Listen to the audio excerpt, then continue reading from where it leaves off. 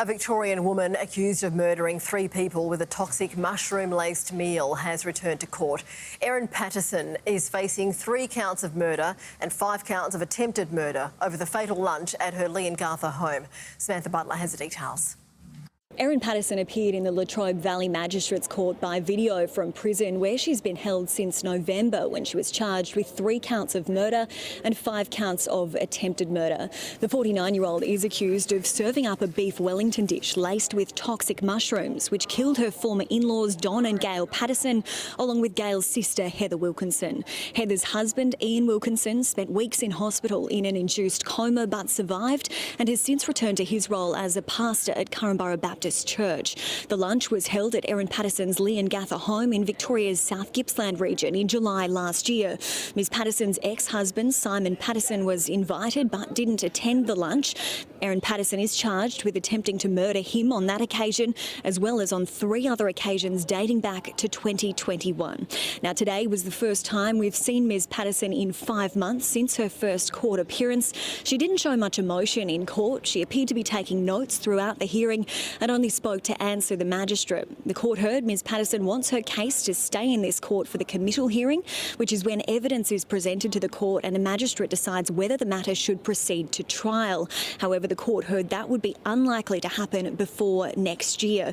To avoid any delay, the magistrate suggested moving the case to Melbourne or fast-tracking it to the Supreme Court instead. But Ms Patterson's lawyer was adamant she is content to wait because she wants to have her case heard in her local community. No decision was reached today and the case will return to court in a fortnight.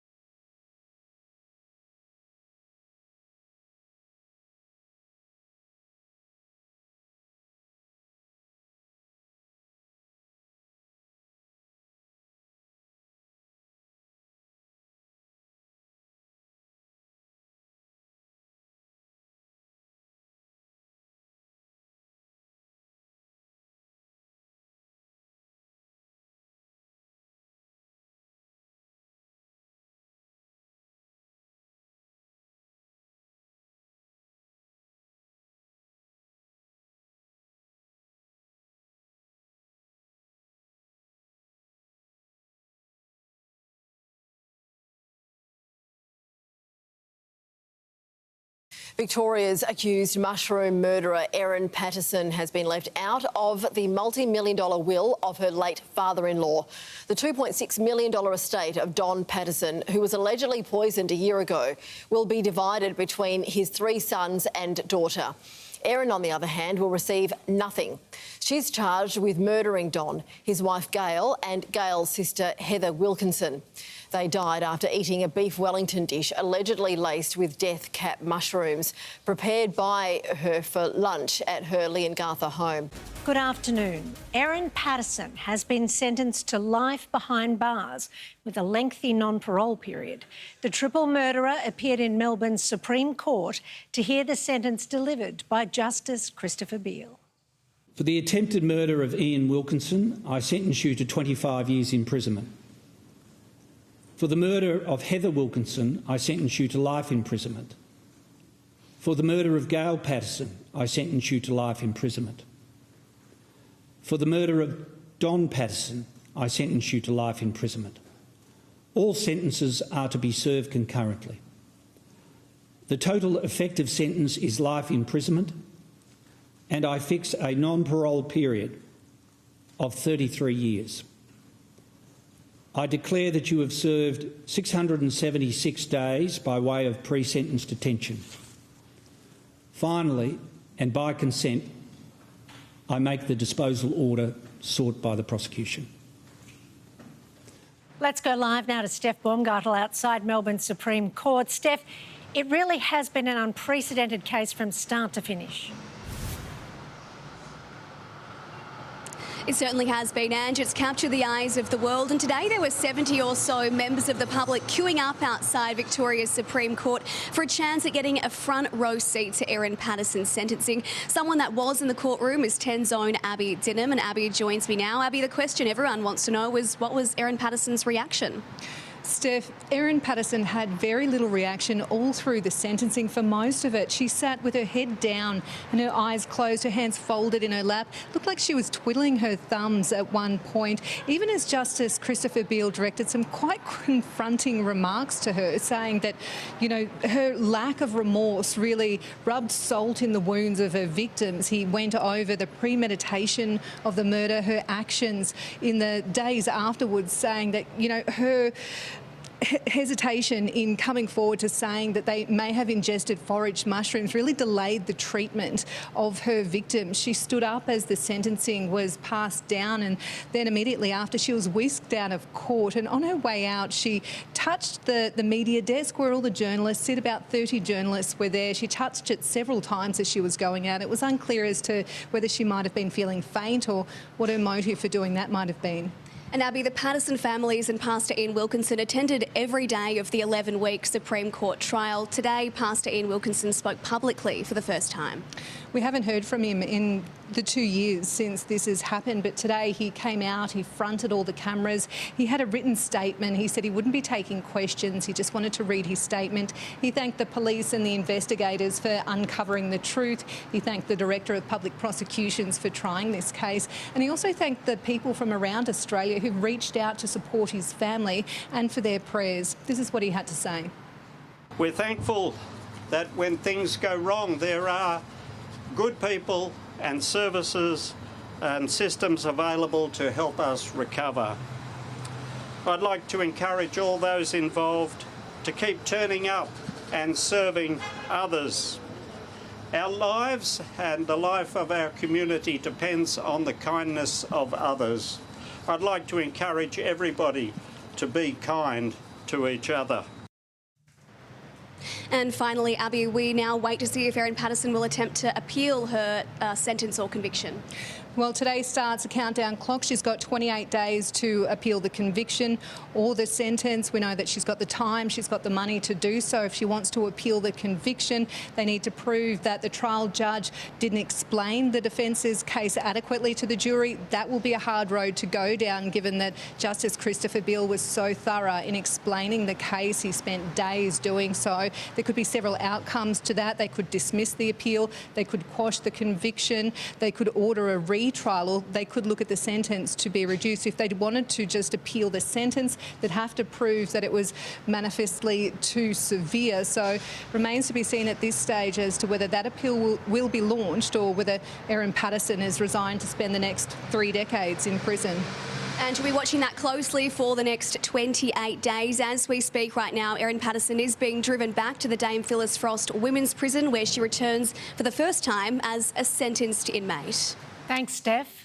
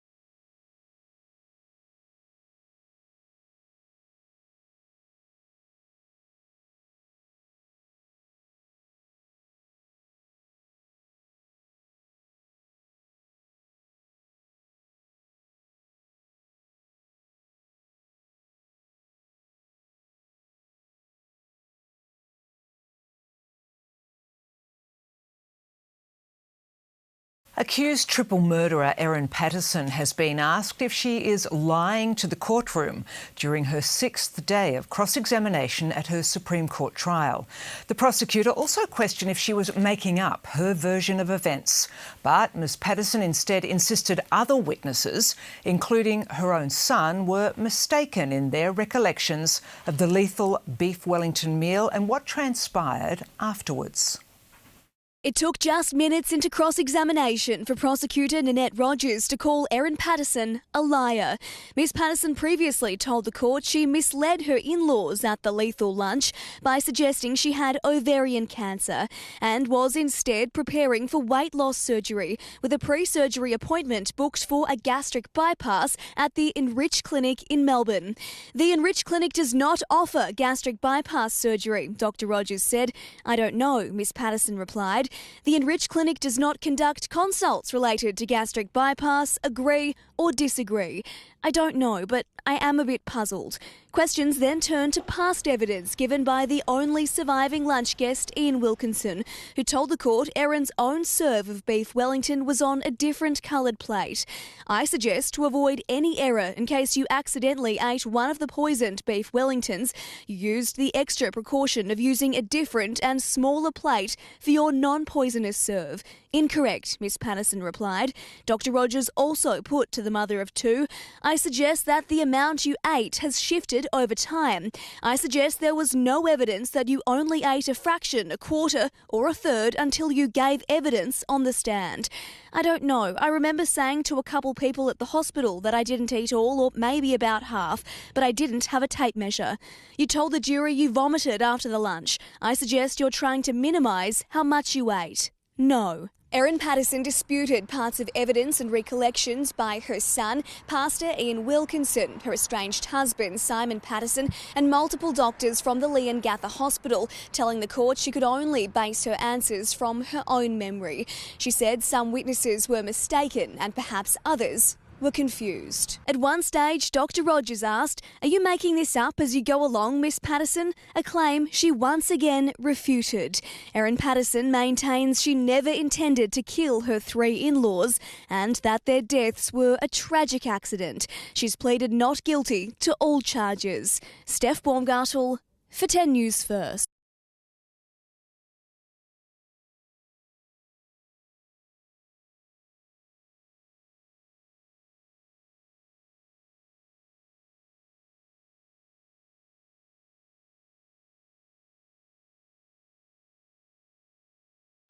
Erin Patterson has been accused of a series of calculated and sinister deceptions while carrying out what the prosecution claims was the calculated murder of 3 of her estranged husband's relatives. On the first day of closing arguments, the prosecutor suggested to the jury the 50-year-old planned the poisonous lunch months in advance. Cutting through the fog on week 8 of the Erin Patterson trial, prosecutor Dr Nanette Rogers began closing arguments to the jury. She said the 50-year-old staged 4 sinister deceptions, beginning with her claims that she had cancer, pointing the jury to a series of text exchanges with Don and Gail Patterson. Dr Rogers said the accused planted the seed of her lies well in advance. "We know this was all a fabrication. There was no needle biopsy, there was no lump, and there was no MRI.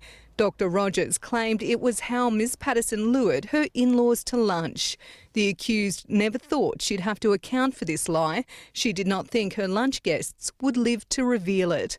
The second deception, she said, was using a beef Wellington as the vehicle to deliver the deadly poison, telling the jury Ms Patterson deviated from the recipe by making individual portions. Why deviate so significantly from an unfamiliar recipe for a special lunch? This was a deliberate choice to control what ingredients went into each parcel. She said the jury could have faith in the evidence of Ian Wilkinson, the only surviving lunch guest, who said Ms Patterson's plate was a different colour. The prosecution also summarised digital forensic evidence which alleged a computer in Ms Patterson's home accessed a web page detailing death cap mushroom sightings and location data from her mobile phone, which suggested she had visited those sites. The prosecution alleges Miss Patterson's third deception was in feigning sickness after her lunch guest fell ill. Dr. Rogers told the jury the only reason she would do something like that is that she knew it would appear suspicious if she didn't show symptoms of poisoning as well. Dr. Rogers said when Ms Patterson went to Leongatha Hospital 2 days after the lunch, she learned for the first time doctors were concerned about death cap mushroom poisoning. This is the moment we suggest to you that she realised what she had done had not gone undetected. Her reaction? She wanted to leave. Ms Patterson spent just over 24 hours in hospital, and Dr. Rogers told the jury not one medical professional observed her to be unwell. Her fourth deception, according to the prosecutor, was a sustained cover-up. Dr. Rogers told the jury the mother of two lied about feeding her children the leftover beef Wellington, lied about the mushrooms coming from Woolworths and an Asian grocer, lied about her disposal of the food dehydrator, and claimed she hid her usual mobile phone from police. Ms Patterson has pleaded not guilty to 3 charges of murder and 1 of attempted murder, maintaining the deaths of her 3 in-laws and the poisoning of a 4th was a tragic accident. Abby Dinham for 10 News First.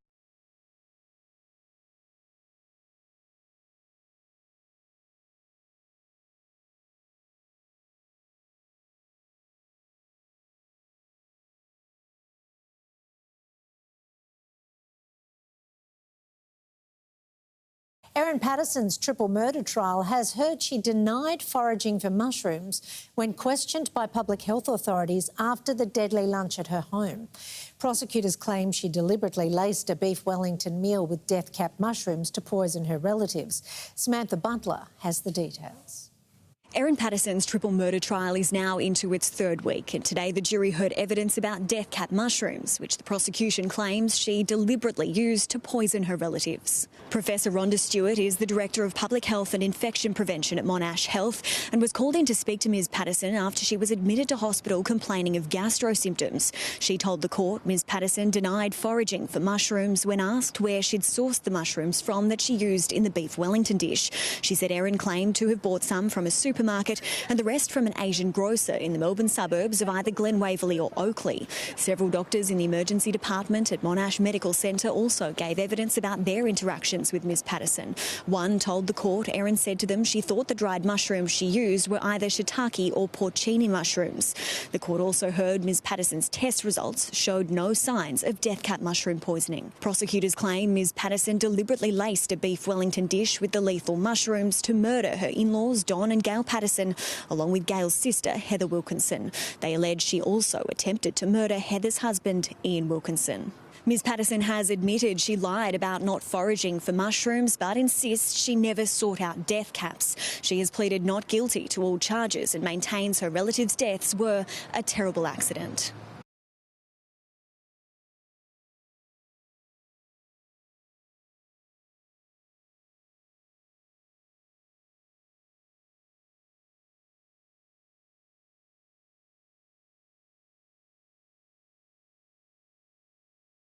First tonight to the triple murder trial, which has captivated the world.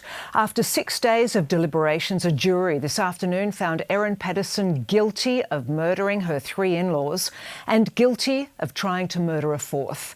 Ultimately, they were convinced beyond reasonable doubt that Patterson deliberately poisoned her lunch guests with death cap mushrooms hidden inside a beef Wellington dish. We have special coverage with a team of reporters who have been covering every angle of this case. First to Abby Dinham, who joins us live from Morwell.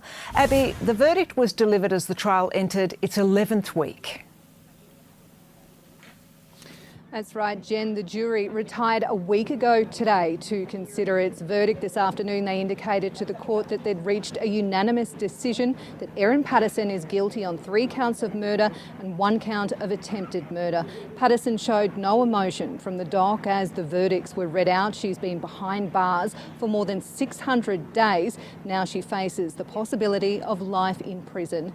It's been almost 2 years since the deaths of Don and Gail Patterson and Heather Wilkinson. So this has been an incredibly long wait for these families. Now this trial that's attracted global attention finally has its verdict. It was a trial that captured global attention. 3 people dead, 1 left fighting for life after consuming death cap mushrooms hidden in a beef Wellington dish. Erin Patterson claimed it was all a tragic accident. Today a jury found it was murder. I'm devastated. I love them. She insisted she never intended to poison her estranged husband's family, but after weighing up 8 weeks of evidence from more than 50 witnesses, the jury unanimously decided she deliberately murdered her 3 in-laws and tried to murder a 4th. And I'd also like to acknowledge the investigators that have worked on this investigation since July 2023. Right through to today. In July 2023, Patterson pretended to have cancer, a lie the prosecution says was her way of luring the 4 guests to her Leongatha home for lunch. She served individual beef Wellingtons laced with lethal death cap mushrooms on 4 identical plates. Her own portion was served on a different coloured plate because it didn't contain the toxic fungi. Don and Gail Patterson and Heather and Ian Wilkinson fell violently ill later that evening. Despite the desperate efforts of doctors, Don, Gail and Heather all died within a week. Ian spent almost 2 months in hospital clinging to life. He survived and became the prosecution's star witness. On the witness stand, he revealed Patterson had been reluctant to show them her pantry and refused Heather and Gail's offer of help to plate up the meal. He said Patterson told the group she had cancer and asked for advice on how to break the news to her 2 children. They then prayed for her and her treatment options. Patterson's murderous plot continued in the days after the poisonous meal, when she feigned illness to cover up what she'd done. CCTV taken from a service station the day after the lunch showed her enter and exit the bathroom in 9 seconds, despite claiming to be suffering gastro symptoms. She took herself to hospital but was reluctant to receive treatment, and tests showed no evidence she ever suffered death cap mushroom poisoning. The day after being discharged, she dumped her food dehydrator at the local tip. Then she lied to police, claiming she never owned one and had never foraged for mushrooms. Patterson told health authorities she bought the mushrooms from an Asian grocer in Melbourne, but she couldn't remember the name of the store and changed her story over the course of their conversations. All the evidence the prosecution needed was on her electronic devices. More than a year before the lunch, a computer in her home was used to visit the iNaturalist website, which listed the location of death cap mushrooms in Melbourne's southeast.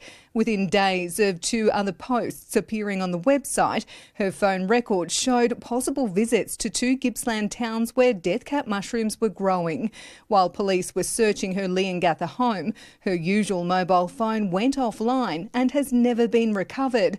The phone she handed over to police, which the prosecution labelled her dummy phone, was factory reset 4 times after the lunch. The prosecution said Patterson pretended to be a loving daughter-in-law, but in reality she resented her in-laws after her relationship with her estranged husband soured. Patterson had vented her frustration to Facebook friends, describing her ex-Simon as a deadbeat father and his parents as a lost cause, after the pair argued over finances and child support payments. She also told them how excited she was to buy a food dehydrator, hide mushrooms in various recipes, and asked for tips on how to cook a beef Wellington. Patterson took the witness stand in her own defence, giving evidence for 8 days, telling the jury her version of the story. The 50-year-old said she lied to her in-laws about having cancer to cover up planned weight loss surgery. She insisted she also fell ill from the beef Wellington meal, just not to the same extent as her relatives, claiming she made herself throw up after binge-eating cake left over from the lunch. She told the jury she panicked after her estranged husband accused her of poisoning his parents and realised she may have mixed up foraged mushrooms with some she'd purchased. Patterson said she dumped her food dehydrator because she was worried it contained the remnants of death cap mushrooms and she feared child protection would take her children away. She admitted she shouldn't have lied to homicide detectives and was adamant she never meant to poison anyone. But ultimately, the jury wasn't convinced her relatives' deaths were a terrible accident. I think it's very important that we remember that we've had 3 people. 3 people have died and we've had a person that nearly died and was seriously injured. Patterson may have tried to make the lunch seem like a wholesome family occasion. I ask that we acknowledge those people and not forget them. But in the end, it was cold, calculated murder. Abby Dinham, 10 News. Dozens of media outlets as well as members of the public gathered at the Supreme Court in Morwell for a week as anticipation built towards a verdict from the Patterson trial. Steph Baumgartel joins us from Morwell. Steph, what was the reaction in the courtroom? Jen, you could hear a pin drop inside the courtroom while outside there was building anticipation as media waited to hear if Erin Patterson would be deemed a killer. There was a very large group of media outside the court when the jury returned that note that they had in fact reached a verdict. There were no members of the Patterson or Wilkinson family that attended. That's despite them attending every single day of a 9-week trial. Instead, today they opted to watch on a private web link just for family members from the privacy of their homes, while Erin Patterson learned her fate. She was labelled a liar, a disgruntled ex-wife and now a callous killer.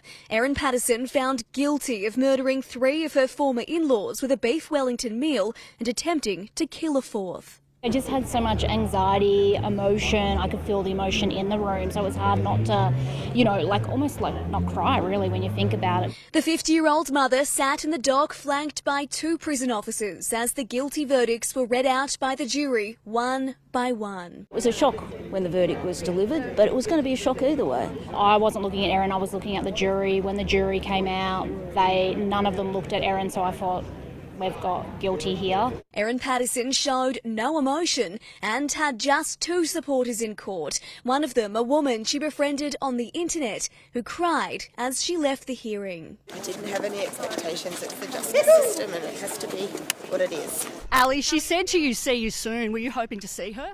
I will see her. As the eyes of the world were cast to the town of Morwell throughout the 10-week trial, Crown Prosecutor Dr Nanette Rogers and Defence Barrister Colin Mandy were living it. I'd like to say about the verdict.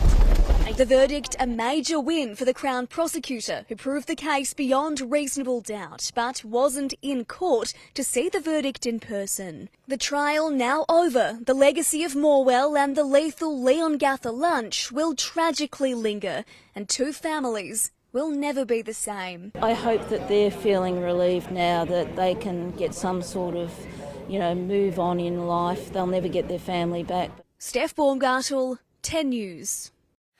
And Samantha Butler joins us live from Morwell. Sam, where to from here for the mushroom cook killer?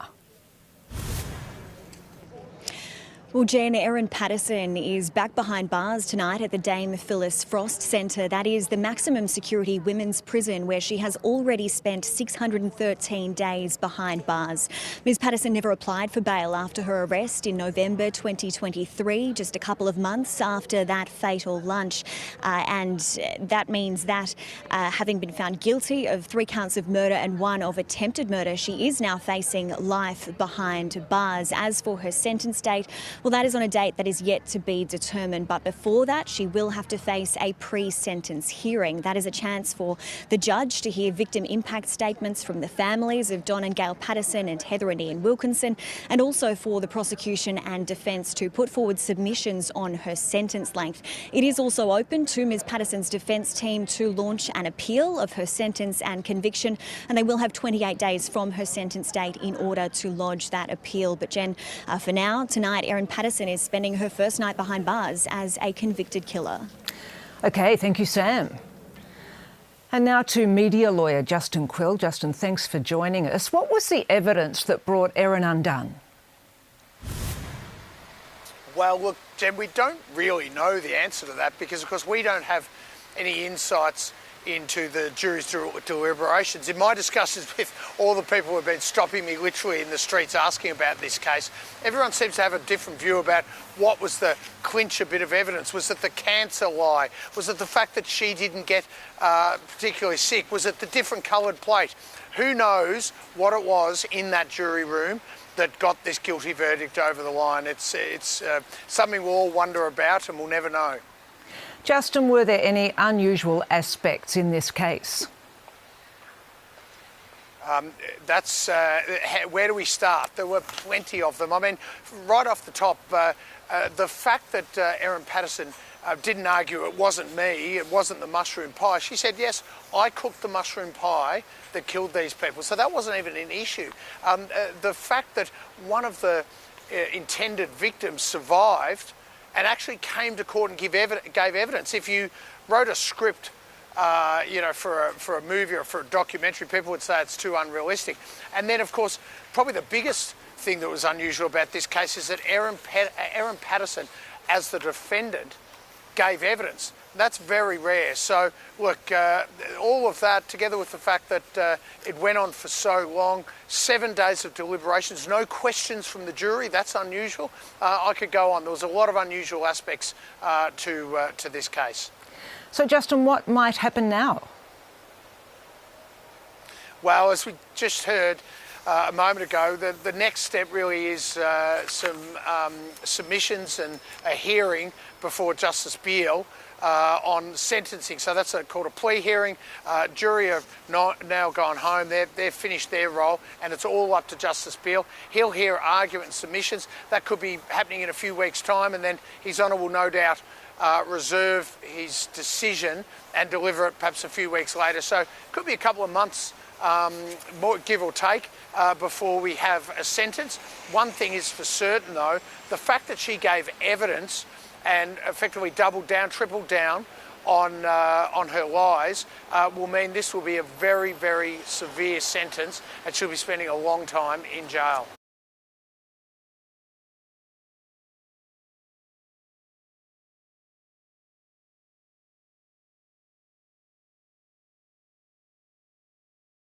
Sorry, Ange, I'm just going to interrupt you there. We've got one of the verdicts handed down. The charge of attempted murder against Ian Wilkinson, guilty. Okay. And also charge of murder against Heather Wilkinson, guilty. 2 more charges to come, Jen. So just the charge of murder of Gail Patterson.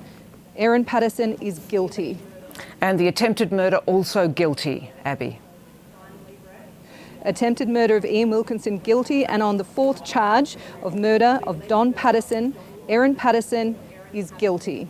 So, Jen, that's guilty to attempted murder of Ian Wilkinson, guilty of the murder of Heather Wilkinson, guilty of the murder of Gail Patterson, and guilty of the murder of Don Patterson.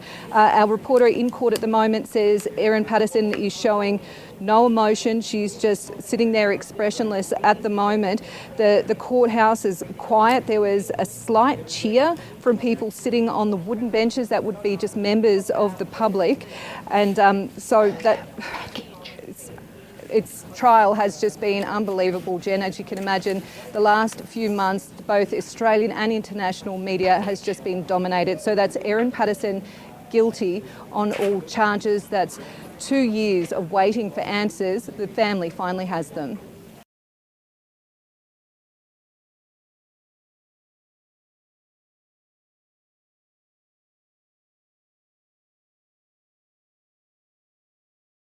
The 4th full day of deliberations in Erin Patterson's triple murder trial has finished without a verdict, as speculation increases on when the 12 men and women of the jury will reach a decision. Abby Dinham joins us live. Abby, is this a long deliberation period? Jen, when we talk about 4 full days of deliberations, we really need to try and break that down a bit. So the jury only comes in about 10:30 in the morning. They have an hour off for lunch, and then they wrap up deliberations about 4:15 p.m. So when you tally that up over the week, they've only really been deliberating for about 20 hours in total. And for a case that's this complex, that's really not that excessive.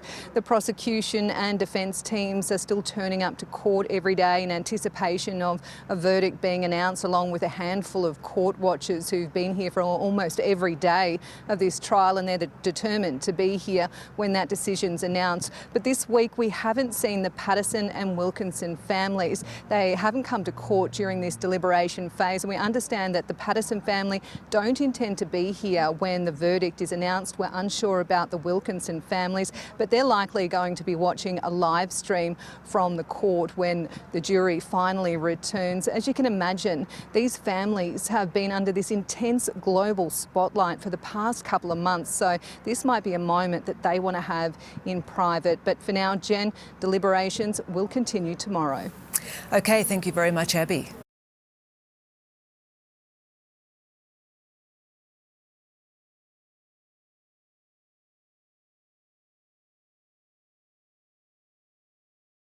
Accused triple murderer Erin Patterson has again sobbed on the witness stand as prosecutors suggested she didn't love her in-laws and harboured resentment towards them. The mother of two was quizzed over how she felt about Don and Gail Patterson's reluctance to get involved in an ongoing dispute between her and her estranged husband Simon, with the prosecutor suggesting Ms Patterson has two faces. Entering court for a second day of cross-examination, prosecutor Dr Nanette Rogers began by showing Erin Patterson a series of Facebook messages with an online friend from December 2022. It detailed an interaction with Ms Patterson's father-in-law Don Patterson, in which he said he and his wife wouldn't get involved in a dispute she was having with her estranged husband over child support and school fees. Dr Rogers said, "I suggest you were angry about them not taking your side against Simon Patterson." "No, I wasn't angry, but I was frustrated and hurt," she replied. "Were you frustrated and hurt when you wrote the previous message, F them?" "Not angry, no." The court heard Ms Patterson realised 3 days after the lethal lunch that mushrooms she'd foraged could have been in the beef Wellingtons served to her guests, but hadn't alerted anyone to the possibility. Surely if you had loved them, you would have immediately notified the medical authorities about there being a possibility that the foraged mushrooms would have gone into a container with the Chinese mushrooms. "Well, I didn't." "No, you didn't." Dr Rogers reminded the court Ms Patterson went on to dump the food dehydrator she prepared the mushrooms in.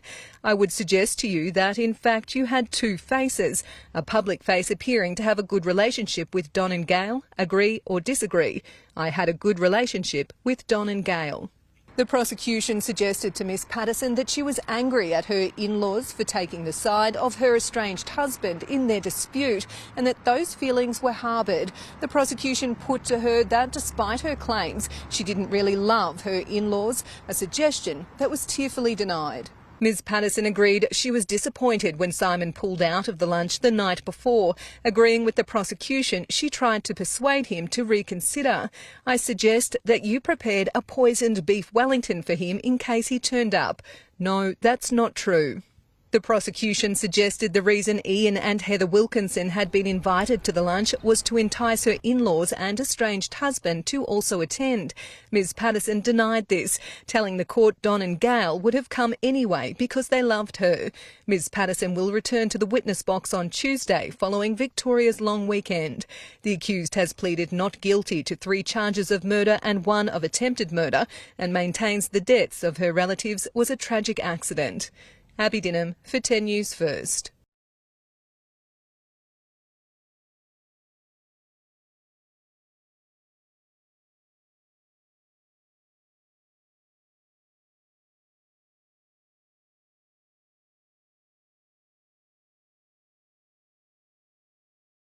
The estranged husband of accused triple murderer Erin Patterson has opened up about the breakdown in their relationship during a second day on the witness stand in her Supreme Court trial, including a rift over his mother's 70th birthday. The jury was shown a series of tense text messages between the pair in the lead up to the mushroom lunch, which claimed the lives of Simon Patterson's parents and art. Back in the witness box for a second day, Simon Patterson's marriage was under the microscope. The court heard he and Erin Patterson separated amicably in 2015, but in late 2022, their relationship soured. A tense text exchange between the two was shown to the jury in which the pair argued about 70th birthday celebrations for Simon's mother, Gail Patterson. When asked if she would be attending, Erin replied, "I might pass, thanks, as I'd rather not go somewhere I'm not welcome. What I reckon is that everybody forgot to actually invite me to this thing, and I feel very, very hurt about that, and your response is to say I'm being ridiculous." Simon replied, "You're as far off the mark as you possibly could be on this. I know they would love you to be there." The jury heard the following month Ms Patterson requested Simon start paying child support after she discovered he'd listed his marriage status as separated on a tax return. Another text exchange was shown to the jury where Erin requested a meeting with Simon and his parents to discuss expenses for their children. Mr Patterson told the court Erin had become extremely aggressive and he thought the only way to solve their issues was to engage a mediator. He told the court Ms Patterson was on good terms with his parents, but as Don and Gail lay fighting for life in hospital, suffering from death cap mushroom poisoning, she never checked on their condition. It intrigued me that she never actually asked. Ms Patterson has admitted to faking a cancer diagnosis, which the prosecution claims she used to lure them to her Leongatha home for the lethal lunch. But she denies purposely poisoning the beef Wellingtons. Simon Patterson told the court Erin never told him she had ovarian cancer. He also revealed that she hates hospitals. She struggled a lot with mental illness, postnatal depression. She did tell me a few years ago that she had been diagnosed with chronic fatigue or lupus, motor neuron disease, multiple sclerosis. I forget the term that describes them. Simon Patterson's cross-examination will continue when the trial resumes on Monday. Samantha Butler for 10 News First.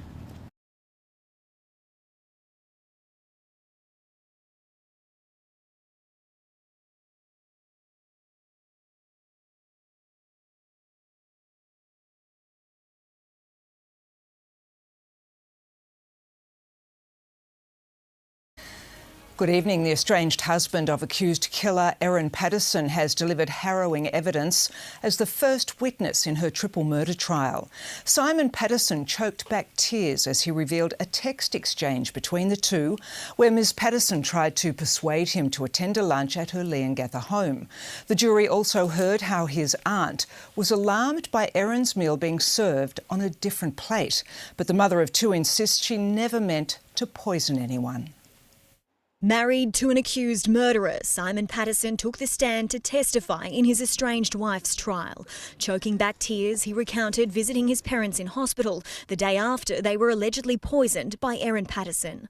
Dad was substantially worse than Mum. He was really struggling. He was lying on his side. He was hunched quite noticeably, really discoloured face. Taking the energy to speak was an effort. His voice was strained. He wasn't right inside. The prosecution claims Ms Patterson pretended she'd been diagnosed with cancer to lure her relatives to her home in July 2023. There, it's alleged she served up a beef Wellington dish deliberately laced with death cap mushrooms. Simon's parents, Don and Gail Patterson, and his aunt and uncle, Heather and Ian Wilkinson, fell violently ill within hours. He told the jury as he drove the Wilkinsons to hospital, Heather questioned why the guests' meals had been served on different plates to Erin's. She mentioned the coloured plate again. She asked me, is Erin short of crockery? Is there a reason she would have this different kind of plate?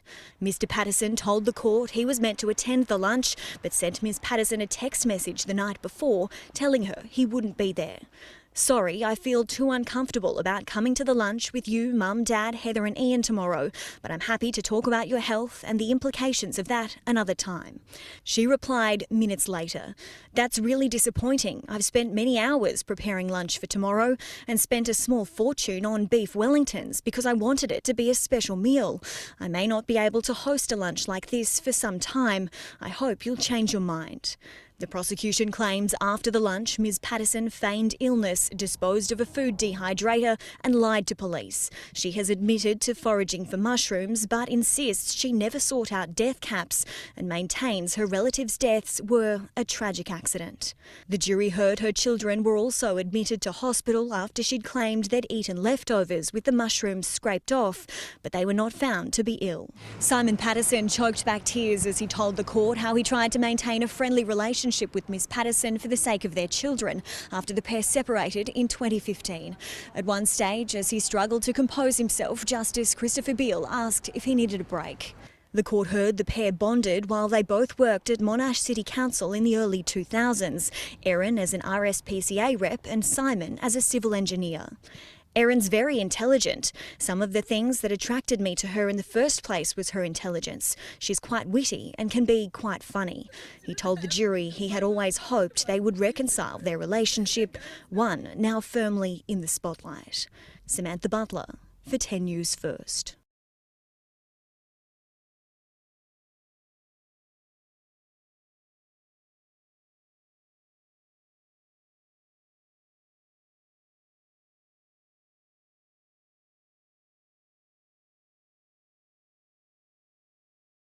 Facebook posts extracted from a phone seized from Erin Patterson's Leongatha home have been presented to the jury in her triple murder trial. The messages from an account allegedly linked to Ms Patterson detail frustration with her estranged husband Simon and his parents. They were sent 7 months before the deadly lunch, which claimed the lives of 3 relatives. Back in the witness box for a second day, Sharman Fox Henry told the court examination of a mobile phone seized from Erin Patterson's Leongatha home exposed a series of private Facebook messages. The jury heard they were sent from an account called Erin in December 2022 and expressed frustration with Simon Patterson and his parents over an ongoing child support dispute. "I'm sick of this. I want nothing to do with them," the account wrote in one message. In another, they said, "His parents sent me a message yesterday afternoon and Simon sent me one last night, but I've read neither and I don't think I will. Simon's will just be horrible and be gaslighting and abusive, and his parents will be more weasel words about not getting involved. His mum was horrified I had claimed child support. Why isn't she horrified her son is such a deadbeat that I had no choice but to claim?" The court also heard 4 factory resets were conducted on a separate Samsung phone, which Erin Patterson handed over to police in the days after the lunch. Around that time, health authorities were frantically searching for the source of the poisonous mushrooms that Erin Patterson served to her relatives. The court heard Troy Shonek was enlisted to help with the hunt. The environmental health officer from Monash City Council told the jury he was contacted by the Department of Health 3 days after the lunch and tasked with tracing the toxic fungi. They asked us to establish the supply of those mushrooms and if there are any mushrooms not in manufacturers' packaging, to have a close look, take photographs and send those through. The court has heard Ms Patterson claimed to have bought mushrooms from an Asian grocer in the Melbourne suburbs of either Oakleigh, Clayton or Glen Waverley. She'd told health authorities she couldn't recall the name of the store and had purchased them months earlier.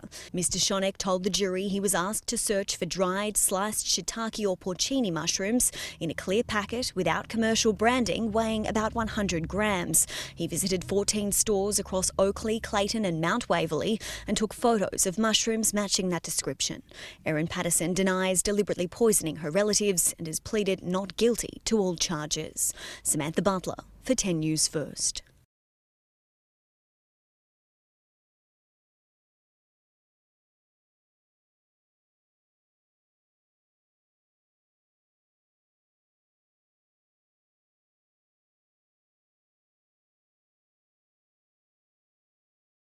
First tonight, Erin Patterson's triple murder trial in Morwell has heard from 3 of her Facebook friends who revealed how excited she was to experiment with dehydrating mushrooms and adding them to meals. Ms Patterson is accused of deliberately poisoning and killing 3 of her in-laws by feeding them a beef Wellington dish which contained death cap mushrooms. Erin Patterson was very active on Facebook, where she made friends and detailed intimate parts of her life.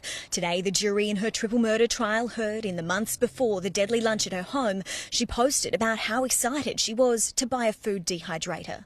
"I've been hiding powdered mushrooms in everything. Mixed it into chocolate brownies yesterday. The kids had no idea." The court heard Ms Patterson was a member of a true crime Facebook group. She was a bit of a super sleuth in that group, a fellow group member told the jury. The friends she made in the online community said Erin opened up about the difficulties she was having with her estranged husband, Simon Patterson, about how he was so religious and how it was so difficult to get along with him, just that he wasn't a very nice person. Sometimes she felt as though he put the church before her and his family. Another group member told the jury, "I understood they'd sort of grown apart. They were growing in different directions. He was very controlling." She used the word coercive at times, and that his family were really controlling. The court heard Ms Patterson told her Facebook friends she loved mushrooms and even asked for tips on how to cook a beef Wellington in the weeks before hosting lunch at her Leongatha home. They also revealed she was two-sided on her religious beliefs and only attended church because of her family.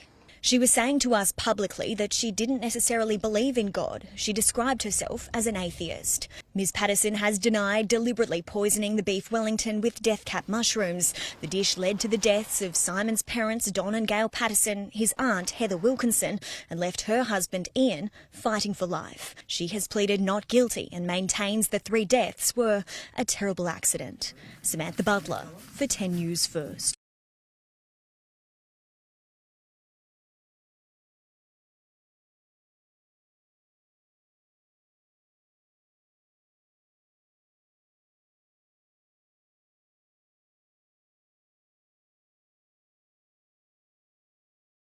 Victoria's chief toxicologist has given explosive evidence in Erin Patterson's triple murder trial. He revealed death cap mushroom toxins were detected in leftovers from the deadly lunch served to her guests and in Miss Patterson's food dehydrator. Victoria's chief toxicologist delivered a bombshell revelation. He told the court samples taken from leftovers of the mushroom lunch hosted by Erin Patterson contained death cap mushroom toxins. Dr Dimitri Gerastamoulis also revealed death cap toxins were found in samples taken from Ms Patterson's food dehydrator.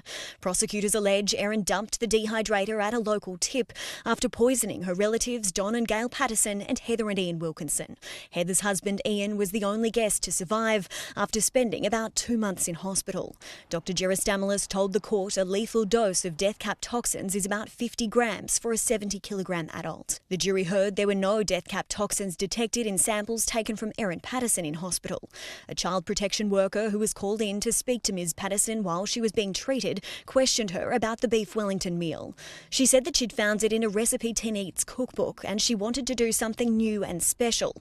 Erin claimed her guests chose their own plates after she dished up the food and she took the remaining plate on the bench. Ms Patterson told Katrina Cripps she used mushrooms from an Asian grocer and some from Woolworths.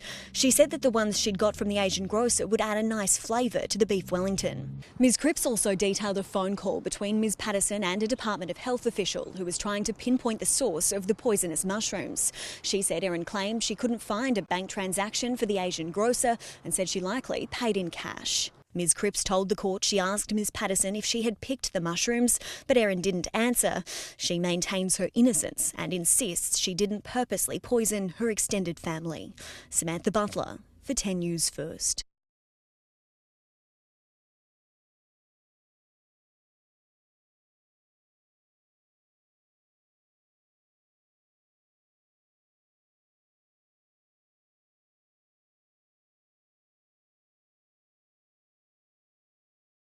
The triple murder trial of Erin Patterson is now midway through its 9th week, with at least another day of directions to the jury expected. Abby Dinham joins us live from Morwell. Abby, what happened today? Jen, we are edging closer to the end of this trial. Today was dominated by legal discussions. The jury didn't enter the courtroom until late into the afternoon. That's when Justice Christopher Beale continued his directions to the jury, summarising the evidence, the arguments and the witness testimony that we've heard at the beginning of the 8 weeks of this trial. Today he catalogued some of what the prosecution called Erin Patterson's incriminating conduct after her lunch guests fell ill. This included things like initially refusing medical treatment despite claiming she was sick, lying to police and disposing of evidence. He also rehashed the defence's arguments that this was all done because his client was in a state of panic in the aftermath of the July 2023 lunch. Justice Beale will continue his directions to the jury tomorrow, and it's not until that's done that 12 of the 14 jurors will be selected by ballot to begin deliberating a verdict. So really the earliest possible time that could happen would be on a Friday. Erin Patterson has pleaded not guilty to murdering 3 of her in-laws and the poisoning of a 4th, maintaining their deaths were a tragic accident.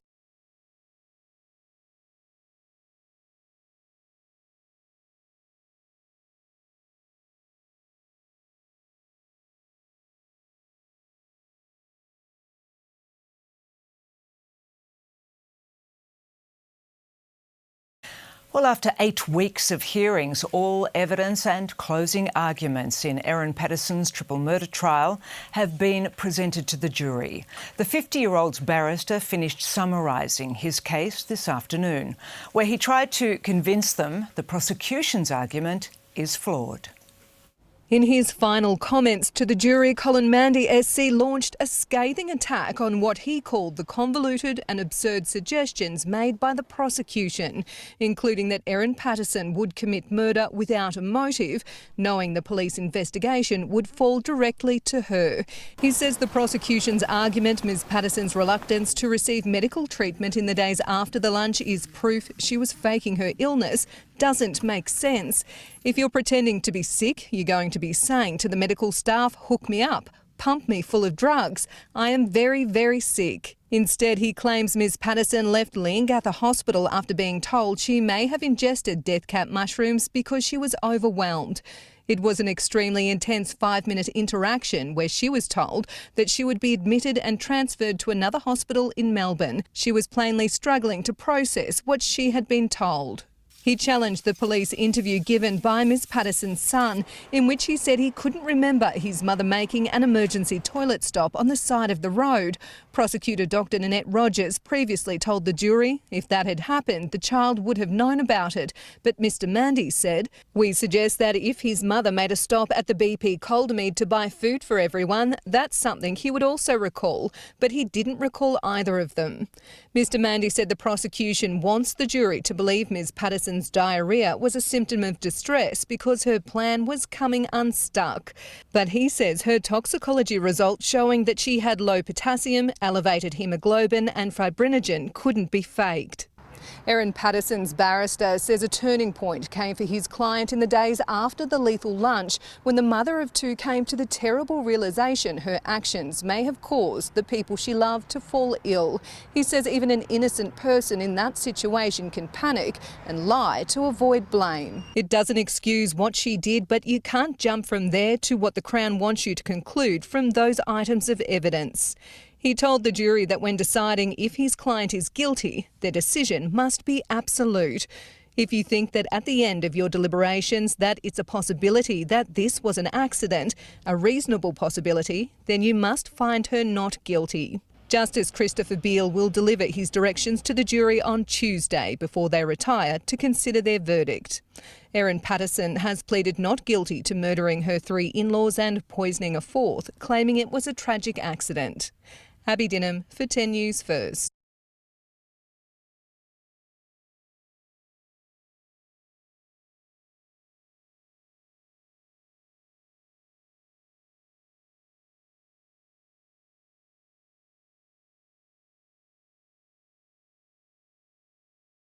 After 40 days in court, the jury in Erin Patterson's triple murder trial has retired to consider its verdict. Abby Dinham joins us live. Abby, what happens now? Jen, this afternoon the jury managed to deliberate for a couple of hours, but we just got notice in the last 30 minutes or so that they haven't reached a verdict, which means they'll continue tomorrow. Now, the jury has been sequestered to a hotel, so that means they can't go home until they've reached a unanimous decision on each of the charges, or it becomes apparent that they can't. There was a ballot that was held before the jury retired to reduce the amount of jurors from 14 to 12, so we've got 7 men and 5 women who will ultimately decide. Justice Christopher Beale told them it is fundamental to their deliberations that Erin Patterson has the presumption of innocence until proven guilty.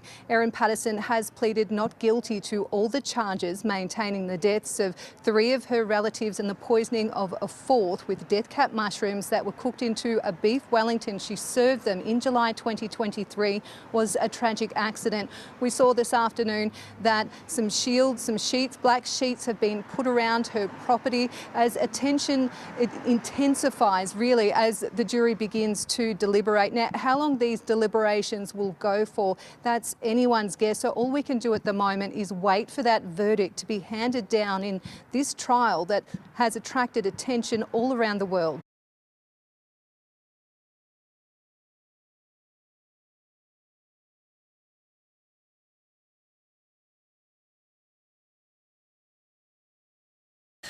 The jury in Erin Patterson's triple murder trial has been urged to put any sympathies and prejudices aside and focus on the evidence as the trial enters its final stages. The jury is expected to retire to consider its verdict later this week in a case which has attracted worldwide attention. It has been 600 days since Erin Patterson was charged with multiple counts of murder, and after 8 weeks of arguing both sides of the case, Ms Patterson's barrister Colin Mandy and Crown prosecutor Nanette Rogers listened as the jury was directed on how to reach a verdict. Justice Christopher Beale said the issue is not whether she is in some sense responsible for the tragic consequences of the lunch, but whether the prosecution has proved beyond a reasonable doubt that she is criminally responsible. All 4 of her lunch guests fell violently ill after consuming the beef Wellington dish she made in July 2023. Don and Gail Patterson and Heather Wilkinson died, and the only lunch guest survivor, Ian Wilkinson, has attended the trial almost every day. Mr Mandy argues the death cap mushroom poisoning was a tragic accident, but the prosecution suggests it was a deliberate act, which Ms Patterson tried to cover up. On her own admission, Erin Patterson told lies and disposed of evidence, but this must not cause you to be prejudiced. This is a court of law, not a court of morals. He also warned them not to let sympathies sway their decision. I'm not asking you to be inhuman. None of us are robots. Any decent person would feel sympathy for the Patterson and Wilkinson families, but you must scrupulously guard against that sympathy interfering with the performance of your duty. More than 50 people took the witness stand in the past 2 months, including Erin Patterson, who answered questions for 8 days. Justice Beale told the jurors they need to give Erin Patterson's testimony the same consideration as any other witness, saying it would be wrong to give her evidence less weight because she wants to be acquitted of the charges against her. This week, 12 of the 14 jurors will be selected by ballot to reach a verdict. Erin Patterson has pleaded not guilty to the murder of 3 of her in-laws and the poisoning of a 4th, maintaining it was a tragic accident. Abby Dinham for 10 News First.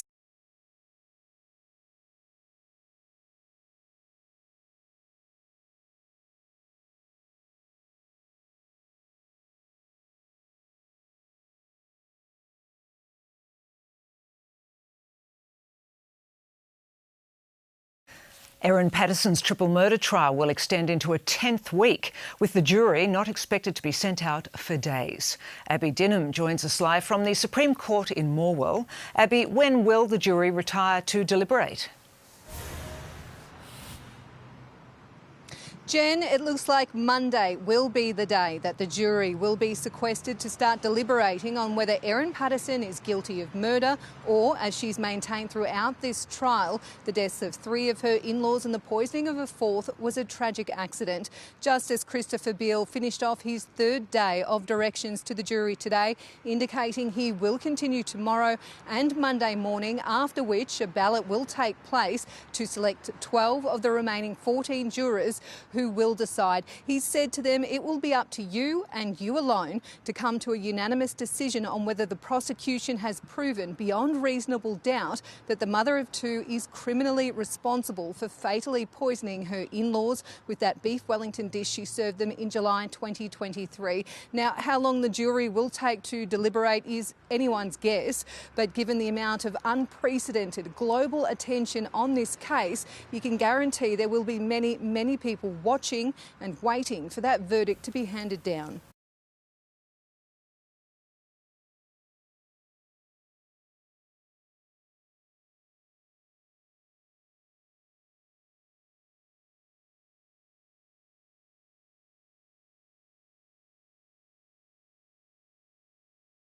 Erin Patterson has taken the stand in her own triple murder trial, revealing in the months leading up to the deadly mushroom lunch she had grown concerned her relationship with her in-laws had deteriorated since separating from husband Simon. The 50-year-old also told the jury she was a fundamental atheist before the couple met. But the first church service she attended, led by Simon's uncle Ian Wilkinson, gave her a spiritual experience. For the past 5 weeks, Erin Patterson has sat silently in the dock, but late this afternoon she took to the witness stand to convince a jury she is not a triple murderer. The mother of two spoke of her relationship with her in-laws in July 2023 in the lead-up to the lethal lunch. I had felt for some months that my relationship with the wider Patterson family, particularly with Don and Gail perhaps, had more distance put between us. We saw each other less. She told the jury her relationship with her estranged husband Simon had soured and she felt excluded from family gatherings. I'd begun to have concerns that Simon was not wanting me to be involved too much with the family anymore. Perhaps I wasn't being invited to many things. Ms Patterson opened up on her mental health and told the jury of how she was struggling with her body image. I'd been fighting a never-ending battle of low self-esteem most of my adult life. I was planning to have weight loss surgery. Is it gastric bypass? I was planning to do that. Ms Patterson told the jury she and Simon struggled to communicate and their first separation occurred while they were living in Perth before the birth of their second child. She rented a cottage for herself and her son while Simon stayed in a caravan nearby. She told the jury she used to be a fundamentalist atheist and tried to convince her estranged husband to follow her beliefs. We had a lot of conversations about life, religion, politics. I was trying to convert him to being an atheist, but things happened in reverse and I became a Christian, and recalled how she was looking forward to the first church service she attended in Currumbara, where Pastor Ian Wilkinson delivered a powerful sermon.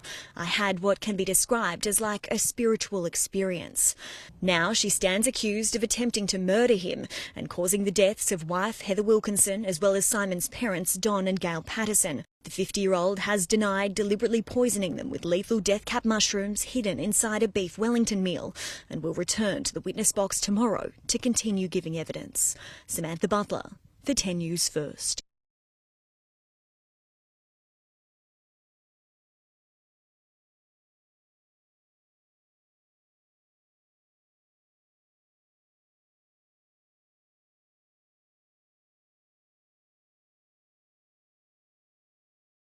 Jury in Erin Patterson's triple murder trial has been shown security vision of a woman in a red car dumping a dehydrator at the local tip, days after the lethal lunch.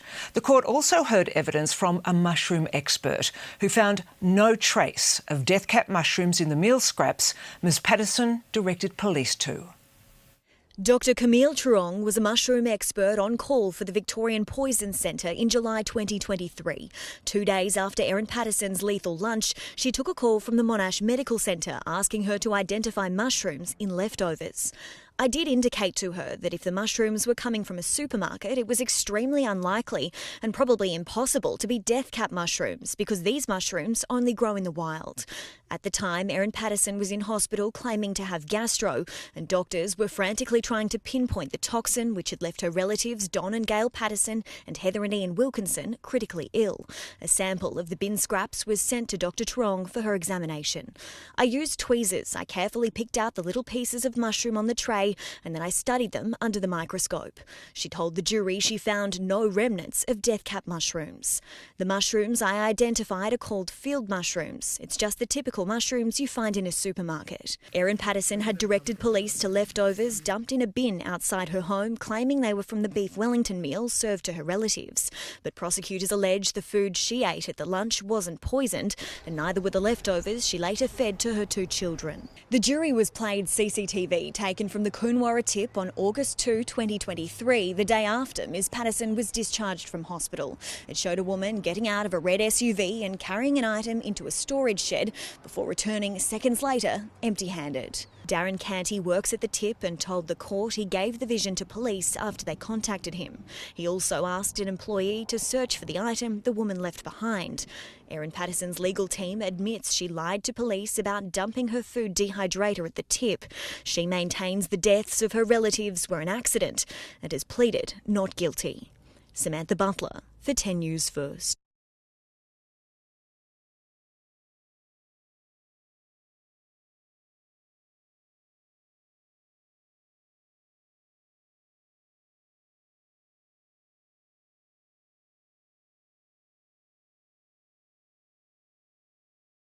The judge in Erin Patterson's triple murder trial has addressed the jury for a fourth straight day, pointing out the alleged lies she told in the aftermath of the lethal lunch. The trial will run into a 10th week as Justice Christopher Beale continues summarising the evidence, arguments and witness testimony for jurors before they start deliberations. Abby Dinham has more. There are several lies Erin Patterson has admitted to during the trial, including misleading police and taking steps to conceal potential evidence. But the prosecution has argued she lied about more than that. In delivering his charge to the jury, Justice Christopher Beale recapped the prosecution's allegations of Ms Patterson's incriminating conduct, including suggestions the mother of two also lied about becoming sick after the meal and that she fed the leftovers of the beef Wellington lunch to her children. Justice Beale told the jury that just because the accused lied about one matter, that doesn't mean she lied about others, and telling lies doesn't mean she's guilty. He told jurors to consider all the evidence when deciding if the prosecution has proved beyond reasonable doubt that Erin Patterson is criminally responsible for fatally poisoning her in-laws. He indicated he will finish his charge on Monday, after which the jury will retire to deliberate on a verdict. Ms Patterson has pleaded not guilty to all charges, maintaining the deaths of 3 of her in-laws and the poisoning of a 4th was a tragic accident.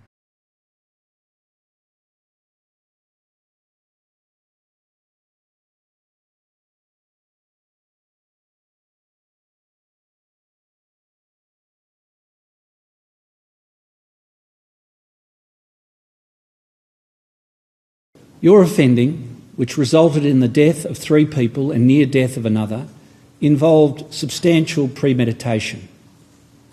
I am satisfied that by the 16th of July 23, when you unusually invited Simon, his parents and his aunt and uncle to a lunch without the children to discuss your non-existent medical issues, you did so with the intention of killing them all.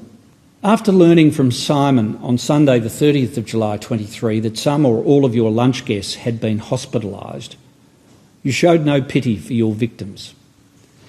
Instead of informing those treating the Pattersons and Wilkinsons that you had used foraged mushrooms, which you could have done without having to admit that you had deliberately poisoned their meals, you repeatedly denied foraging, insisting that the mushrooms for the beef Wellingtons were sourced solely from Woolworths and an Asian grocery. The prosecution submitted that I should infer from your pitiless behaviour that your intention to kill was ongoing and that this constitutes an additional aggravating circumstance. Your lunch guests each suffered severe gastrointestinal illness on the Sunday and Monday prior to being sedated and mechanically ventilated. Their suffering was protracted, and Ian Wilkins suffers ongoing health issues. The prosecution submitted that you must have anticipated that your victims would suffer in the way they did. I am satisfied of that beyond reasonable doubt. It is implausible that you would have selected death cap mushrooms without ascertaining how they would work upon your victims. You engaged in an elaborate cover-up of your guilt. I find that you disposed of the 4 grey plates on which you served the poisoned beef Wellingtons. You falsely made out that you had fed your children leftover beef Wellingtons with the pastry and mushrooms scraped off. You feigned illness. You disposed of the dehydrator soon after you were released from hospital. You maintained the vague story about sourcing dried mushrooms at an Asian grocery and had the gall to tell police in your recorded police interview that you had been very, very helpful to the health department in its investigation of the incident. You disposed of your phone and provided police with a dummy phone. You lied to the police in your recorded police interview about various matters. Your offending involved an enormous betrayal of trust. Your victims were all your relatives by marriage. More than that, they had all been good to you and your children over many years, as you acknowledged in your testimony. Not only did you cut short 3 lives and cause lasting damage to Ian Wilkinson's health, thereby devastating the extended Patterson and Wilkinson families, you inflicted untold suffering on your own children, whom you robbed of their beloved grandparents. 12 jurors have finished their first full day of deliberations in Erin Patterson's triple murder trial. More than 50 witnesses gave evidence in a marathon hearing which stretched across 2 months. Abby Dinham joins us live now from Morwell. Abby, what will the process be when the jury reaches a unanimous verdict? Jen, once the jurors reach a unanimous decision on each of the charges, they'll notify the court and Erin Patterson will be brought in as the verdict is handed down. Now, that hasn't happened today, so deliberations will continue tomorrow. Justice Christopher Beale told the jurors before they retired yesterday that it's not up to the defence to prove that Erin Patterson is innocent. Rather, the onus is on the prosecution to prove that she's guilty beyond reasonable doubt. 10 News senior reporter Samantha Butler has covered this case since the beginning. Sam, what are some of the elements that need to be proven? Well, there are 4 key elements of murder that the jury has to consider, and 2 will be crucial in this case. Whether or not Erin Patterson deliberately caused the deaths of her relatives and whether or not she intended to kill them. Both of those elements have to be proven beyond reasonable doubt in order for the jury to find her guilty of murder. We know that she has denied deliberately poisoning her lunch guests, and she insists that their deaths were a tragic accident. And what happens if the jury can't reach a unanimous decision? Well, the jury will be given as much time as possible to try to reach unanimous verdicts on each of the 4 charges that Erin Patterson is facing. But if it becomes apparent that they can't agree, it could mean a hung jury and all 12 jurors would be discharged. In that case, it's up to the prosecution to decide whether to drop all of the charges or whether to push on and pursue a retrial with a whole new jury. Jen, we'll be back tomorrow as deliberations continue.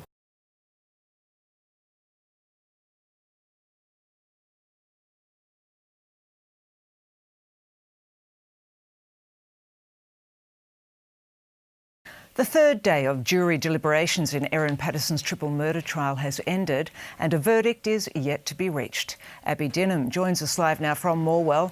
Abby, could deliberations continue into the weekend? Jen, if the jury still hasn't reached a verdict by Friday afternoon, they will deliberate on Saturday but then have Sunday off. This doesn't mean they get to go home though. The jurors must remain cut off from outside influence as they continue to deliberate. Now, obviously all of the jurors are being sequestered together in the same accommodation during this time, but they're not allowed to discuss the case outside the confines of the jury room. This is to ensure that every juror has the same information when they're coming to their decision. They're being monitored by jury keepers during this time, so any communication with the outside world must go through them. When the jurors do finally reach an individual decision on each of the charges, they don't have to give a reason as to how they came to that decision, but Jen, as we know, they do have to be unanimous. OK, thank you, Abby.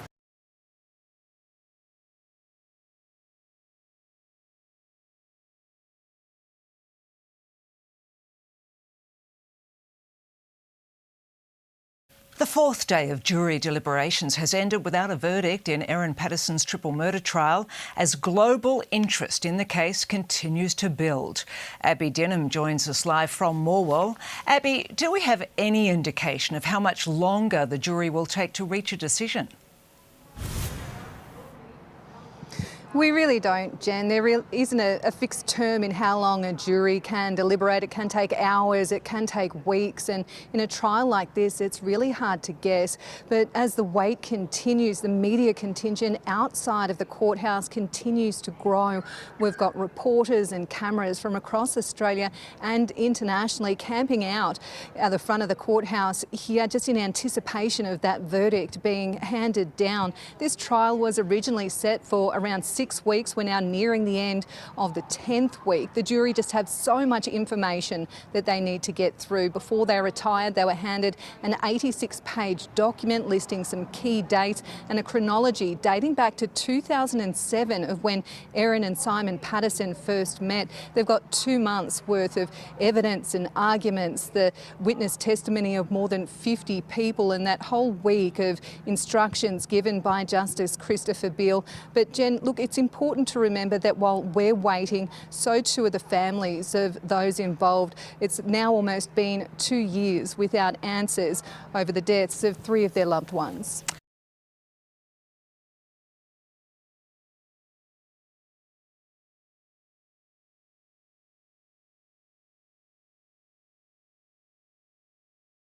Well, as Erin Patterson's triple murder trial reaches its final stages, the Gippsland town it's being held in is preparing to return to a new normal. Morwell has attracted worldwide attention as a jury prepares to decide if the 50-year-old deliberately poisoned her in-laws or if their deaths were a tragic accident. For the past 8 weeks, the rural town of Morwell has been thrust into the international spotlight. Now to a trial focusing on whether a woman committed murder by serving mushrooms with lunch. Now, at the centre of this is intention. Was it an accident? The Latrobe Valley Courthouse is now globally recognised as members of the public put their lives on hold to bear witness. We've had to shuffle our lives around a lot to attend every day, but it's a once-in-a-lifetime thing that you can be part of. Look, I've got a dog that suffers separation anxiety, so at lunchtime I race home and feed him, take him to the loo, give him a cuddle and say, yeah, I'll be back sometime soon. They line up before dawn, braving the cold and the crowds for a seat in the public gallery. Some mornings I'm getting up at 4 o'clock in the morning to get here by 6 to line up to guarantee a seat. Travelling interstate and from the far reaches of Victoria, even some on school excursions. We've had it planned and it just happened to fall on today, this other court case, that we got to bring them all up here. Those who've missed only a few of the 35 days of the trial, determined to be present when the jury reaches its verdict. I'm going to possibly put up my rooftop tent and camp out. I'll be waiting by my phone for her to send me a message. The attention has breathed new life into the town, which has a stalling population and steadily increasing unemployment since the closure of its coal-fired power stations. All the accommodation, all the eateries, they're all full. At the Daily Cafe, it's been a big 2 months. It has been chock-a-block. Since it started, we've had so many new faces come in and it's been so busy. He says locals knew the trial would be popular, but they didn't expect this. I never hear about Morwell and now on the news, Morwell every night. Next week, 12 of the remaining 14 jurors will be selected to decide if Erin Patterson is guilty of murder or if the deaths of 3 of her in-laws and the poisoning of a 4th was a tragic mistake. The local council says Morwell is a town in transition and it's hoping the attention garnered by the trial will carry on beyond the courthouse. We do have much more than a trial.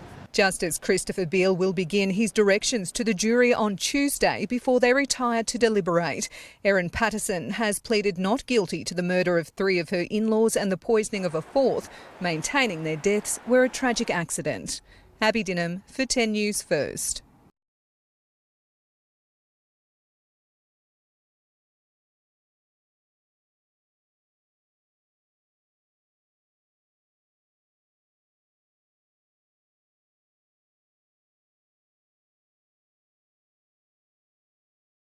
Erin Patterson's triple murder trial has heard how she took herself to hospital, claiming to have gastro 2 days after hosting a lunch at her home, but then refused medical treatment. Nurses were baffled and insisted she be admitted, fearing she too was suffering the effects of death cap mushroom poisoning like her 4 guests. 3 of them died within days and the other was left critically ill.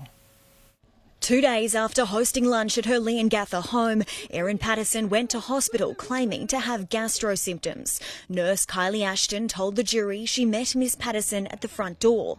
Erin wasn't ready or willing to come through to a bay for a more formal assessment. I implored her to stay and suggested that we really needed to assess her. Ms Ashton told the court the mother of 2 discharged herself against medical advice, claiming she needed to go and sort out her children. The jury heard she told staff she would return in 20 minutes, but returned an hour and a half later, extremely reluctant to receive treatment. Erin stressed that she didn't want any of this. She didn't understand why she was having IV fluids. She didn't want any interventions. Nurse Cindy Munro told the jury she prepared for Ms Patterson to be given the same liver-saving medication given to Heather and Ian Wilkinson. She didn't look unwell like Heather and Ian. I recall Ian being so unwell that he could barely lift his head off the pillow, and Heather was really unsteady on her feet.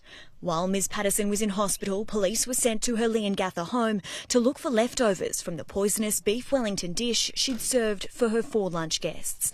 An officer told the jury Erin was cooperative on the phone, directing him to where he could find the scraps, inside a brown paper bag at the bottom of a garbage bin. The jury also heard from a toxicology expert who asked Ms Patterson where she had sourced the mushrooms from that she used in the beef Wellington dish. He told the court she claimed to have bought some from a Woolworths and some from a Chinese food store, but when he asked her for more details on the store, she said she couldn't remember. Ms Patterson has also admitted to foraging for mushrooms but denied seeking out death caps. It will be up to the jury to decide if she deliberately poisoned her relatives. Her estranged husband's parents, Don and Gail Patterson, both died, as did his aunt, Heather Wilkinson. His uncle, Ian Wilkinson, survived, but only after spending close to 2 months in hospital. Samantha Butler for 10 News First. And Samantha Butler joins us live now from Morwell. Sam, the jury has heard part of a police interview with Erin Patterson's young daughter. Well, Jen, the then 9-year-old was asked a series of questions about the events on the day of the lunch in July 2023. Neither she or her brother were actually at the lunch themselves because she said her mother had arranged for them to go to the movies. She said her mum had told them that she wanted to have a lunch with Don and Gail Patterson and Heather and Ian Wilkinson to talk about adult stuff. That was the term that she used. But she also said that she and her brother were given leftovers from the lunch the following day. She said her mum claimed to be feeling really quite sick. She'd gone to the bathroom about 10 times and had barely eaten dinner. Erin appeared to become quite emotional as this video was playing while she was sitting in the dock. But as you said, this was just part of the video and we are expecting the rest of it to be played to the jury tomorrow when court resumes. OK, thank you, Sam.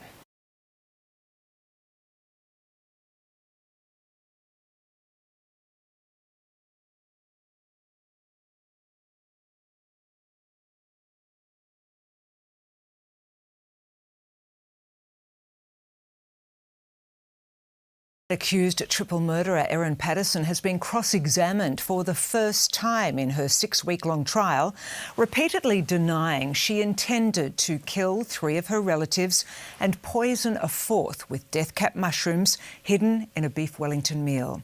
In an effort to explain to the jury why she lied to police about owning a food dehydrator, Ms Patterson told the court she panicked when her lunch guests fell ill and dumped it at the tip. On day 27 of her trial, Erin Patterson's barrister tried to separate the lies his client told police from the truth. Ms Patterson admitted she lied to police about owning a food dehydrator and about dumping it at a tip, telling the court it was a stupid knee-jerk reaction. In a series of rapid-fire questions, he asked, "Did you lie to people when you said you only cooked 1 batch of mushrooms for the beef Wellington?" "No, I didn't lie," Ms Patterson replied. "Did you lie about purchasing dried mushrooms from an Asian grocer in the Oakley area in April 2023? "No." "Did you pretend to be sick following the lunch?" "No." Concluding his questioning, he then asked, "Did you intend to kill or cause serious injury to Don Patterson by serving that meal?" "No, I didn't." "Did you intend to harm him in any way?" "No." Ms Patterson was in tears, but then prosecutor Dr Nanette Rogers began her cross-examination of the accused triple murderer. "You knew they were death cap mushrooms that you'd been dehydrating, correct?" "No, I didn't know that." "And you were very keen to dispose of any evidence that would connect you with the possession of death cap mushrooms, correct?" "No." The prosecution showed the jury images of mushrooms on a rack sitting on a scale. Dr Rogers suggested the accused was weighing the mushrooms to calculate a fatal dose for 5 people. Ms Patterson replied, "I disagree."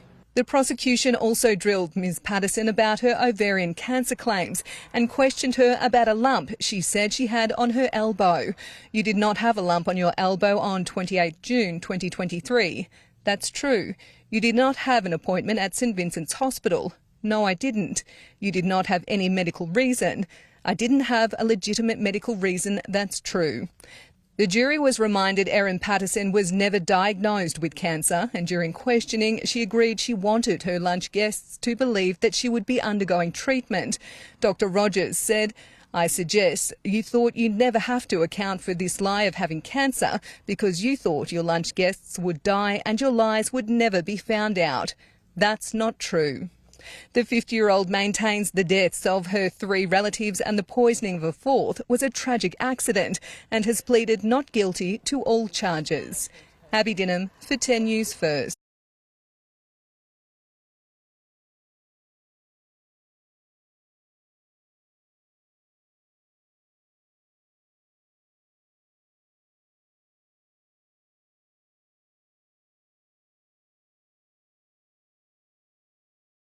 Erin Patterson's lawyer has tried to cast doubt over the homicide investigation into the lethal mushroom lunch, which claimed the lives of 3 of Miss Patterson's relatives. He suggested police failed to find electronic devices during a search of Miss Patterson's home, and also questioned why detectives didn't dig deeper into the accused killer's bank records. Detective leading Senior Constable Stephen Eppingstall dug into Erin Patterson's movements before and after the mushroom lunch which killed 3 of her relatives. The homicide investigation he conducted came under scrutiny in court, where he spent another day in the witness box being quizzed by Ms Patterson's barrister. Colin Mandy SC asked why police didn't obtain bank records for Ms Patterson for April 2023, the month she claimed to have purchased mushrooms from an Asian grocer. The jury heard police only combed through transactions between July 1 and August 4. I can't explain why we didn't go back further, he said. Bank records of Ms Patterson's purchases the day after the deadly lunch were also presented to the jury. The court heard she made a pit stop at a service station while taking her son to a flying lesson in Tyab and spent about $15 on food. Then she stopped at a donut van for snacks on the way back and spent another $13. The jury has already heard at that time she claimed to have gastro. Detective Eppingstall was also questioned about a search of Ms Patterson's home a week after the deadly lunch. The court heard Ms Patterson was allowed access to her phone, but was only left alone to make a phone call to her lawyer, which lasted about 14 minutes. Prosecutors allege a SIM card was swapped from one phone to another while police were in the house. Another phone allegedly owned by Ms Patterson has never been found. Ms Patterson's defence barrister suggested police may have missed some electronic devices in the house. Erin Patterson's lawyer continued to pick holes in the police investigation by suggesting security vision obtained from a Subway store in the hours after the mushroom meal did not actually show Ms Patterson dropping off her son to buy food, but another family entirely. Detective Eppingstall rejected that proposition. Prosecutors claim Ms Patterson deliberately poisoned her relatives with beef Wellingtons laced with death cap mushrooms. She maintains her innocence and says their deaths were a terrible accident. Samantha Butler for 10 News First.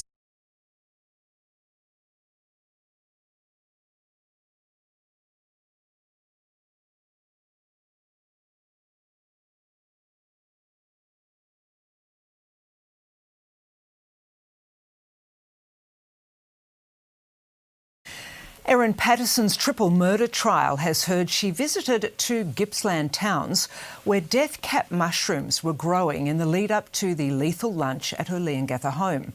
The jury also heard from a poisons specialist who logged a sighting of the deadly fungi in Loch 10 days before Ms Patterson allegedly visited. In the 2 months before Erin Patterson allegedly poisoned her relatives, prosecutors say she visited 2 Gippsland towns where death cap mushrooms were growing. Digital forensics expert Dr Matthew Sorrell analysed Ms Patterson's phone data for the 4 years leading up to the fatal lunch in July 2023. He told the court her phone connected to a cell tower in the town of Outram on the morning of May 22, 2023. That was the day after mushroom expert Dr Tom May logged a sighting of death cap mushrooms at Nielsen Street in Outram on the website iNaturalist. Dr Sorrell told the jury Ms Patterson's phone was likely stationary in Outram for at least 13 minutes. It is possible that there was a visit to Nielsen Street at that time. The court also heard Ms Patterson's mobile connected to a cell tower in the town of Loch on April 28, 2023. That was 10 days after Christine McKenzie posted an iNaturalist observation of the toxic fungi. Ms McKenzie worked for the Victorian Poisons Information Centre for 17 years, answering calls to the Poisons hotline. She told the jury she was on a walk with her family around the Loch Recreation Oval when she spotted death caps plants growing under an oak tree. I'm very well aware of the toxicity of Amanita phalloides, and it's a popular area for people to walk their dogs. Ms McKenzie told the court she picked as many of the death cap mushrooms as she could find to dispose of them because she feared someone else might pick the poisonous mushrooms, mistakenly thinking they were an edible variety. I just wanted to get rid of as many as I could find. Prosecutors claim Ms Patterson deliberately poisoned her relatives with individual beef Wellingtons laced with the lethal mushrooms. She has admitted to foraging for mushrooms but denies seeking out death caps and maintains her relatives' deaths were a terrible accident. Samantha Butler for 10 News First.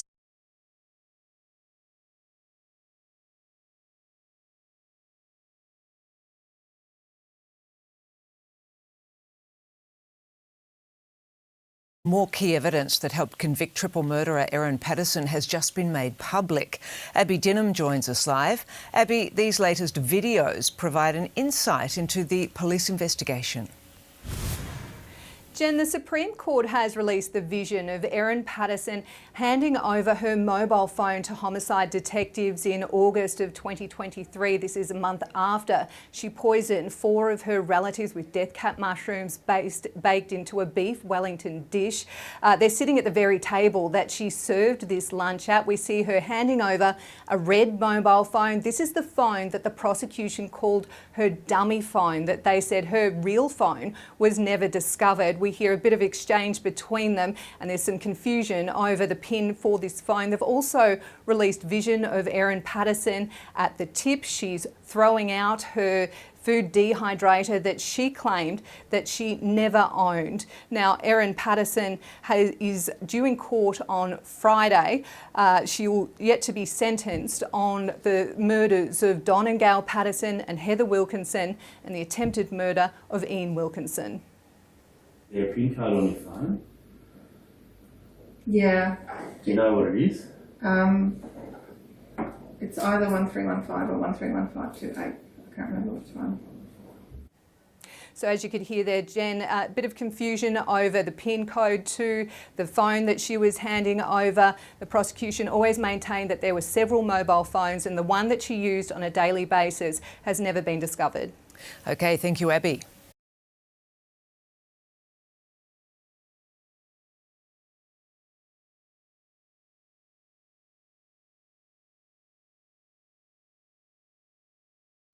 Erin Patterson has been accused of changing her story to fit the evidence in her triple murder trial, as the jury heard closing arguments from both the prosecution and the defence.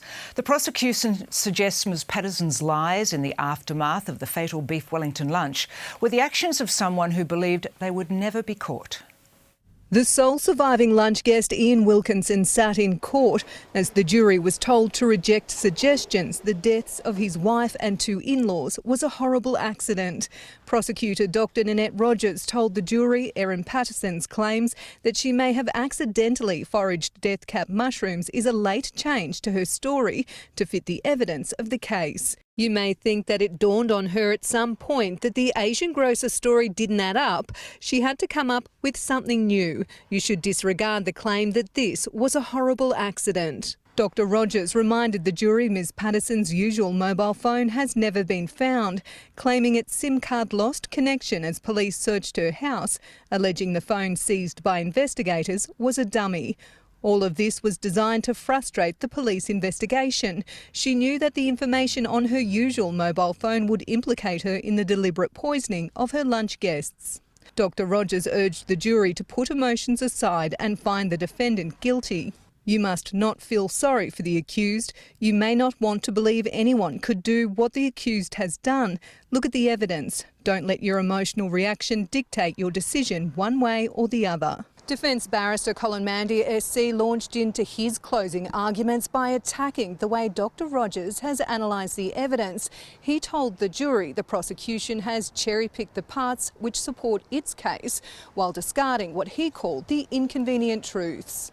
If there is a reasonable possibility that death cap mushrooms were put into the meal accidentally, if it is a reasonable possibility that Ms Patterson did not intend to kill or cause serious injury to her guests, you must find her not guilty under the law. He said while Miss Patterson's actions caused the deaths of 3 people and left a 4th critically ill, the jury should resist the urge to punish her. You have to put your natural human emotions when confronted with this kind of situation to one side. This case isn't about who's responsible in some general way. This case is about a criminal offence. Mr Mandy said the prosecution was yet to prove a motive. Without a motive, you're left guessing about the most important element of this case, and that is intention. Why would she take wonderful, active, loving grandparents away from her own children? Ms Patterson has pleaded not guilty to all charges and maintains the deaths of 3 in-laws and the poisoning of a 4th was a tragic accident. Abby Dinham for 10 News First.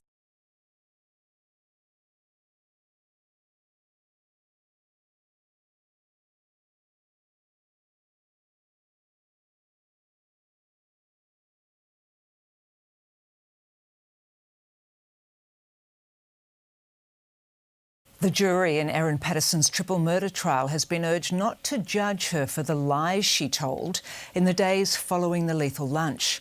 On day 34 of her triple murder trial, Ms Patterson's barrister encouraged the jury to draw logical conclusions about the 50-year-old's actions leading into the fatal lunch and her movements in the days afterwards. Continuing with his closing arguments, Erin Patterson's barrister told the jury his client is not on trial for being a liar. Colin Mandy SC challenged the prosecution's suggestion Ms Patterson's actions in the wake of the lethal lunch are evidence of incriminating conduct.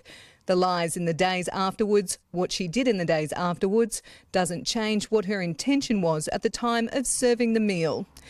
He also refuted claims Ms Patterson's relationship with her in-laws was fractured, calling the Facebook messages presented to the jury by the prosecution as selective. There's just no evidence anywhere apart from these messages about anything like that.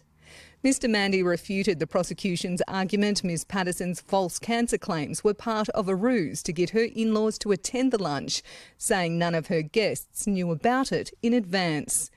If this was a ruse, there was no need to have the conversation because the deed, the consumption of the food, had already happened. He told the jury Ms Patterson started mushroom foraging during the pandemic lockdowns, so it made sense that she looked up information online and became aware of death caps. But he says the prosecution has no evidence that she had seen online posts noting their locations in South Gippsland. Extraordinarily, Erin Patterson acted on the only 2 sightings of death cap mushrooms ever. That's the prosecution case. Mr Mandy called it remarkable that the prosecution would suggest Ms Patterson was poised and waiting for a death cap mushroom sighting to be reported online. He tapped the desk in front of him, pretending to refresh a website before saying, there it is, and asking the jury how likely would that be. He addressed the prosecution's argument that the only serving of beef Wellington which was not poisoned was her own, suggesting it would be very easy to lose track of the safe dish unless it was marked, saying in which case you would not need different coloured plates. Mr Mandy said the prosecution's allegation that Erin Patterson also intended to kill her husband was absurd. He told the jury that she would know the consequences of such an act would be too severe for her and her 2 children. There's no possible prospect that Erin wanted in those circumstances to destroy her whole world, her whole life.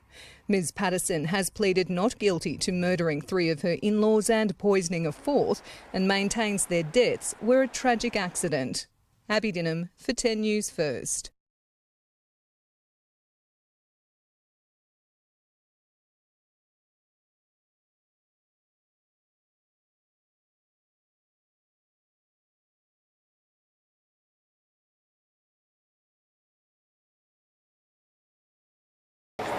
Good morning. I'll not be taking any questions or making any further comments apart from this statement. My purpose here today is to give some well-earned thanks. Firstly, to Victoria Police, in particular the Homicide Squad and the team led by Detective Stephen Eppingstall. They made a professional, efficient and effective investigation into what happened at the lunch. They brought to light the truth of what happened with the death of 3 good people. We're grateful for their skills that brought this truth to light. And I'm also very grateful for the kindness and compassion they showed us, me and my family, throughout the long process that has brought us to this day. They've done a wonderful job. The court processes are a little bewildering to lay people like me, and we're grateful for their expertise, their hard work, and their perseverance that has secured this conviction. Finally, I want to say thank you to the many people from across Australia and around the world who, through their prayers and messages of support, have encouraged us. I thank the people of the Leongatha and Carrumbara communities in particular. Your thoughtfulness and care has been a great encouragement to us. That's all I wish to say for now. Please respect our privacy as we continue to grieve and heal. Thank you for listening. I hope you all have a great day.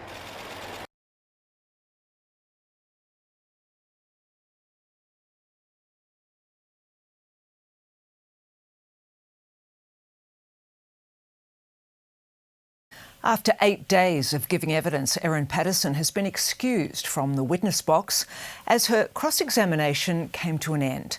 The prosecution used its final hours of questioning to highlight perceived discrepancies between her evidence and that of her 2 children and estranged husband. Hedging her bets, making up lies on the spot and simply nonsense. Crown Prosecutor Dr Nanette Rogers used her final day of questioning Erin Patterson to try to discredit the Beef Wellington cook, highlighting discrepancies in the evidence she gave and the information her children told to police, including Miss Patterson's claim she stopped on the side of the road to go to the toilet the day after the lunch while apparently suffering from gastro symptoms. It's a moment her son does not recall, despite being in the car with her. The 50-year-old also previously told the court her estranged husband, Simon Patterson, confronted her at hospital and asked if she'd used her food dehydrator to poison his parents. You heard that was put to Simon in cross-examination, and he denied ever saying such a thing, Dr Nanette Rogers said. He did, agreed Miss Patterson. I suggest Simon never accused you of using the dehydrator. I suggest this was another lie told by you to explain why just the very next day you went out to dispose of your dehydrator. Disagree. In her final 3 questions to Miss Patterson, Dr Nanette Rogers drove home the Crown's case. I suggest that you deliberately sourced death cap mushrooms in 2023. I suggest you deliberately included them in the meals you served to your lunch guests, and you did so intending to kill them. Agree or disagree, she asked. Disagree, came the reply. Miss Patterson's legal team was given time to question her again, asking why she drove her son to a flying lesson more than an hour away from home the day after the lunch, while claiming to be suffering from gastro symptoms. Miss Patterson began to cry before telling the jury her son was really passionate about flying and she didn't want to disappoint him. After 8 days in the witness box, Miss Patterson's evidence is now complete. Both her legal team and the prosecution will soon give their closing arguments, which takes the Supreme Court trial into its 8th week. Erin Patterson maintains her innocence and claims the deaths of her 3 in-laws and the poisoning of a 4th was a tragic accident and has pleaded not guilty to all charges. Steph Baumgartel for 10 News First.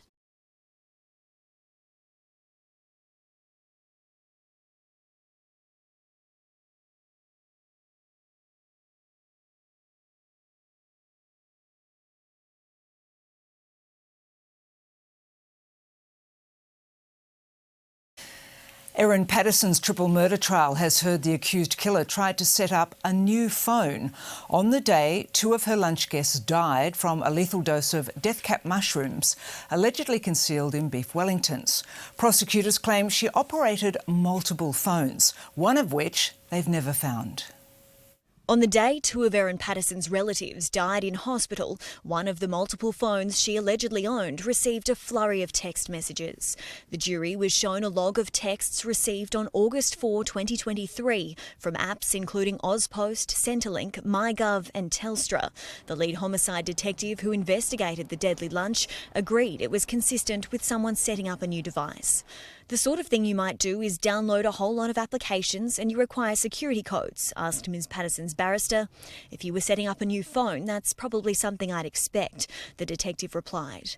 Heather Wilkinson and Gail Patterson both died from death cap mushroom poisoning on August 4. Gail's husband, Don, died the following day. Prosecutors allege Ms Patterson poisoned them on purpose with beef Wellingtons laced with lethal death cap mushrooms. But messages between the family a year prior paint a very different picture of their relationship.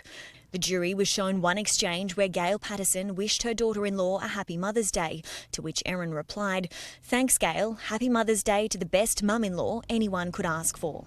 In another exchange that year, Erin thanked her father-in-law, Don Patterson, for tutoring her son in algebra. He said it was great and that you're really good at explaining maths, Papa. The jury only heard about half an hour of evidence today because of legal argument between the prosecution and defence.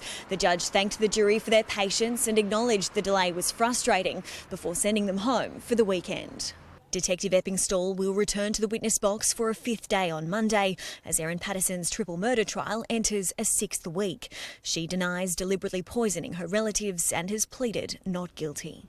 Samantha Butler for 10 News First.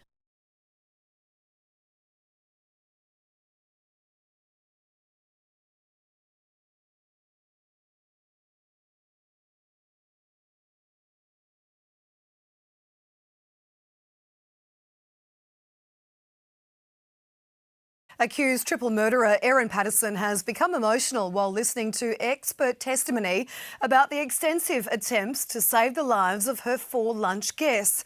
An intensive care specialist revealed doctors tried every treatment available and feared Ian Wilkinson was also going to die after being poisoned with the beef Wellington Ms Patterson allegedly laced with death cap mushrooms. The sole surviving lunch guest turned star witness for the prosecution in Erin Patterson's triple murder trial.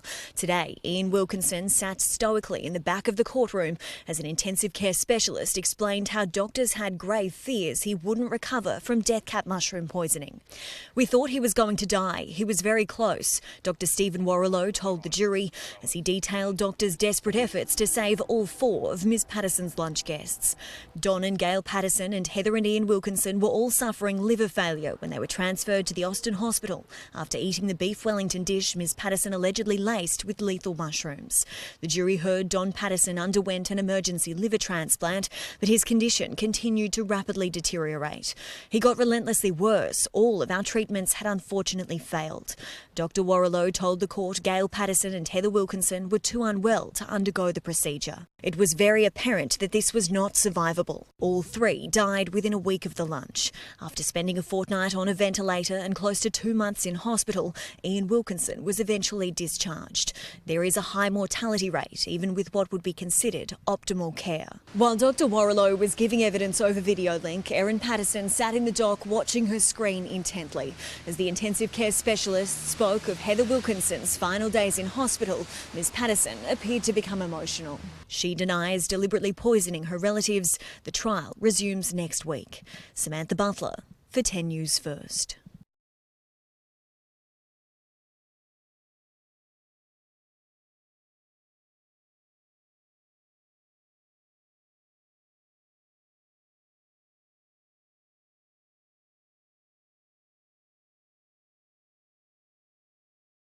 Explosive evidence in the mushroom murder trial that was not seen or heard by the jury has now been made public. It includes a document found on a device in Erin Patterson's house that detailed common poisons used in homicides, including the required fatal doses. The Supreme Court has also released the killer's police interview, which lays bare Patterson's web of lies to investigators. 1 week after serving up a deadly meal, detectives sat Erin Patterson down for a formal interview, clearly suspicious the mother of 2 had committed murder. Erin, I intend to interview you today in relation to the death of 2 people, being Gail Patterson and Heather Wilkinson. Gail's husband Don, who had received a liver transplant the night before, lost his fight for life hours later, while the fourth guest, Ian Wilkinson, was also gravely ill. Heather and Gail passed away. In relation to Ian, I don't have a current prognosis in relation to where he's at. As of late yesterday, the diagnosis isn't great for him either. She told police she invited them for lunch because she had no other family. They've always been really good to me. Yeah. And I want to maintain those relationships with them, in spite of what's happened with Simon. I love them a lot.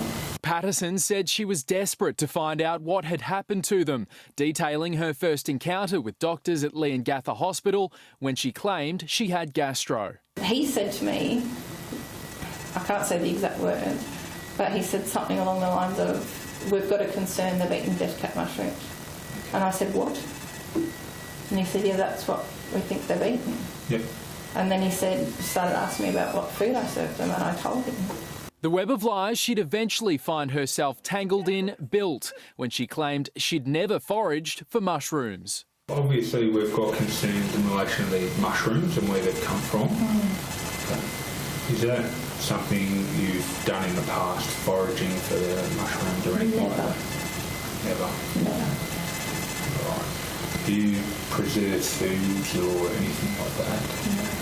Have you ever dehydrated food or anything like that?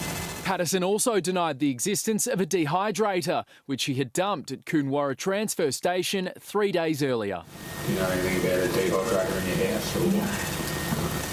I don't know, I might have had one years ago. Patterson's well-publicised trip to the tip was actually her second. She was captured stuffing cardboard into a bin on the day of the lunch, about 45 minutes after her guests had left her home.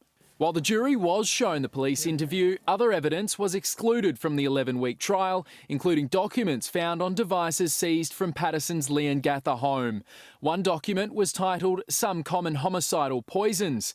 It details the lethal doses of substances, including antifreeze, arsenic and cyanide.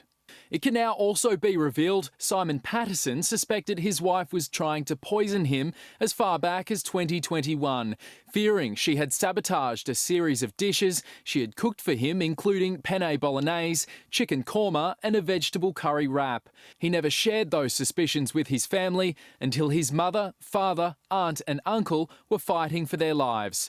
In a meeting in the hospital chapel, Simon told his cousins he'd stopped eating his wife's foods because of his suspicions and apologised for not telling them. He thought she would be his only target, but conceded he might have made a mistake.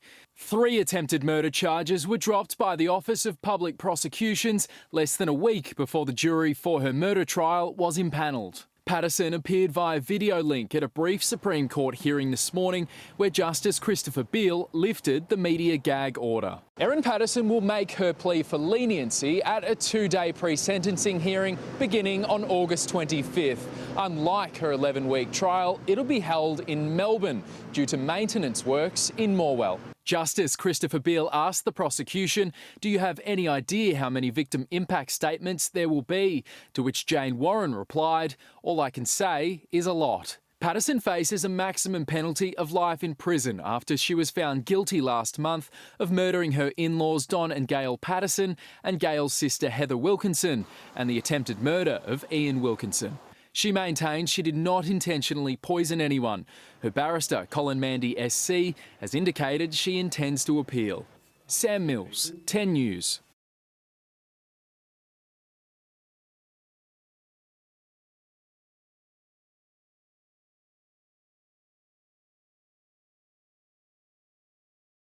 Erin Patterson's triple murder trial has heard the accused killer claim to be snowed under when questioned by health department officials trying to trace the source of a poison which affected her relatives.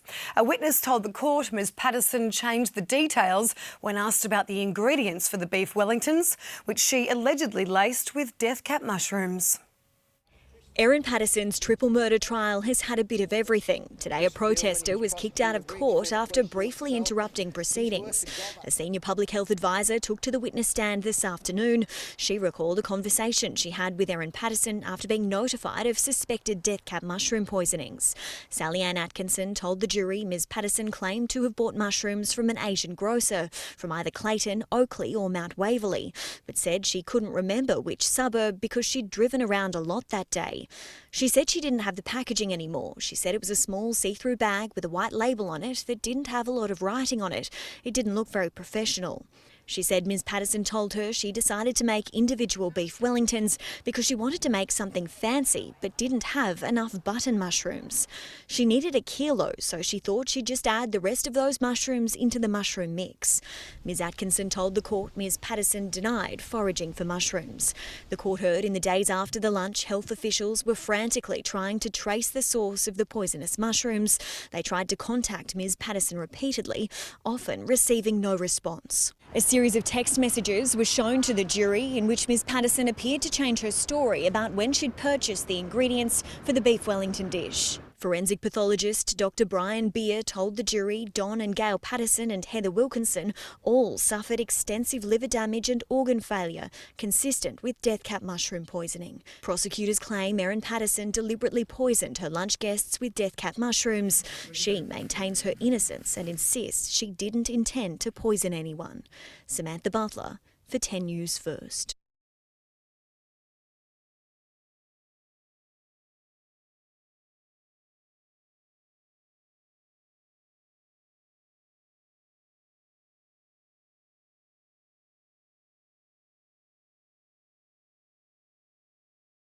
For the attempted murder of Ian Wilkinson, I sentence you to 25 years imprisonment. For the murder of Heather Wilkinson, I sentence you to life imprisonment. For the murder of Gail Patterson, I sentence you to life imprisonment. For the murder of Don Patterson, I sentence you to life imprisonment. All sentences are to be served concurrently. The total effective sentence is life imprisonment, and I fix a non-parole period of 33 years. I declare that you have served 676 days by way of pre-sentence detention. Finally, and by consent, I make the disposal order sought by the prosecution.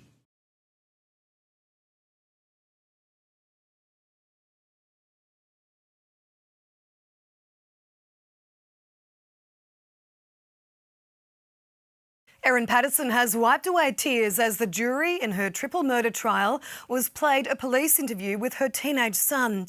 The then 14-year-old told of how his parents' relationship went downhill in the year before the death cap mushroom lunch, which claimed the lives of his grandparents and his great-aunt. Erin Patterson held back tears in the dock as a video of her teenage son speaking to police was played to the jury. He described Erin's relationship with estranged husband Simon as very negative in the lead-up to the deadly lunch in July 2023. Dad does a lot of things to try to hurt Mum, such as messing around with schooling. He told the interviewer he and his sister had stopped staying with their father on the weekends like they used to after their parents separated in 2015. He kept trying to convince me to go to his house, but I told Mum I didn't want to because he didn't do anything with us on the weekends. The then 14-year-old recalled how Ms Patterson had complained of being too sick to take them to church the morning after the lunch, but insisted she was well enough to drive more than an hour to Tyab to take him to a flying lesson that afternoon. We did stop on the way home to get some food at Kuirup. There's a donut van that's there most days. I remember we ordered 3 dim sims, a hot dog, and we got Mum a coffee. He said when they arrived back at their Leongatha home, she raced to the front door and said, "I need to go to the toilet." The court heard Ms Patterson had given him and his sister leftovers from the beef Wellington meal for dinner later that evening. During the police interview, Ms Patterson's son was also asked whether he or his mother had ever foraged for mushrooms. He said no, but recalled how Erin had taken photos of mushrooms growing at Currumborough Botanic Gardens in mid-2020. "I remember Mum took a picture of them because she thought they looked nice." Ms Patterson denies deliberately poisoning her in-laws Don and Gail Patterson, along with Gail's sister Heather Wilkinson, and insists their deaths were a terrible accident. She has also pleaded not guilty to the attempted murder of Heather's husband Ian. The trial will resume next Tuesday. Samantha Butler for 10 News First.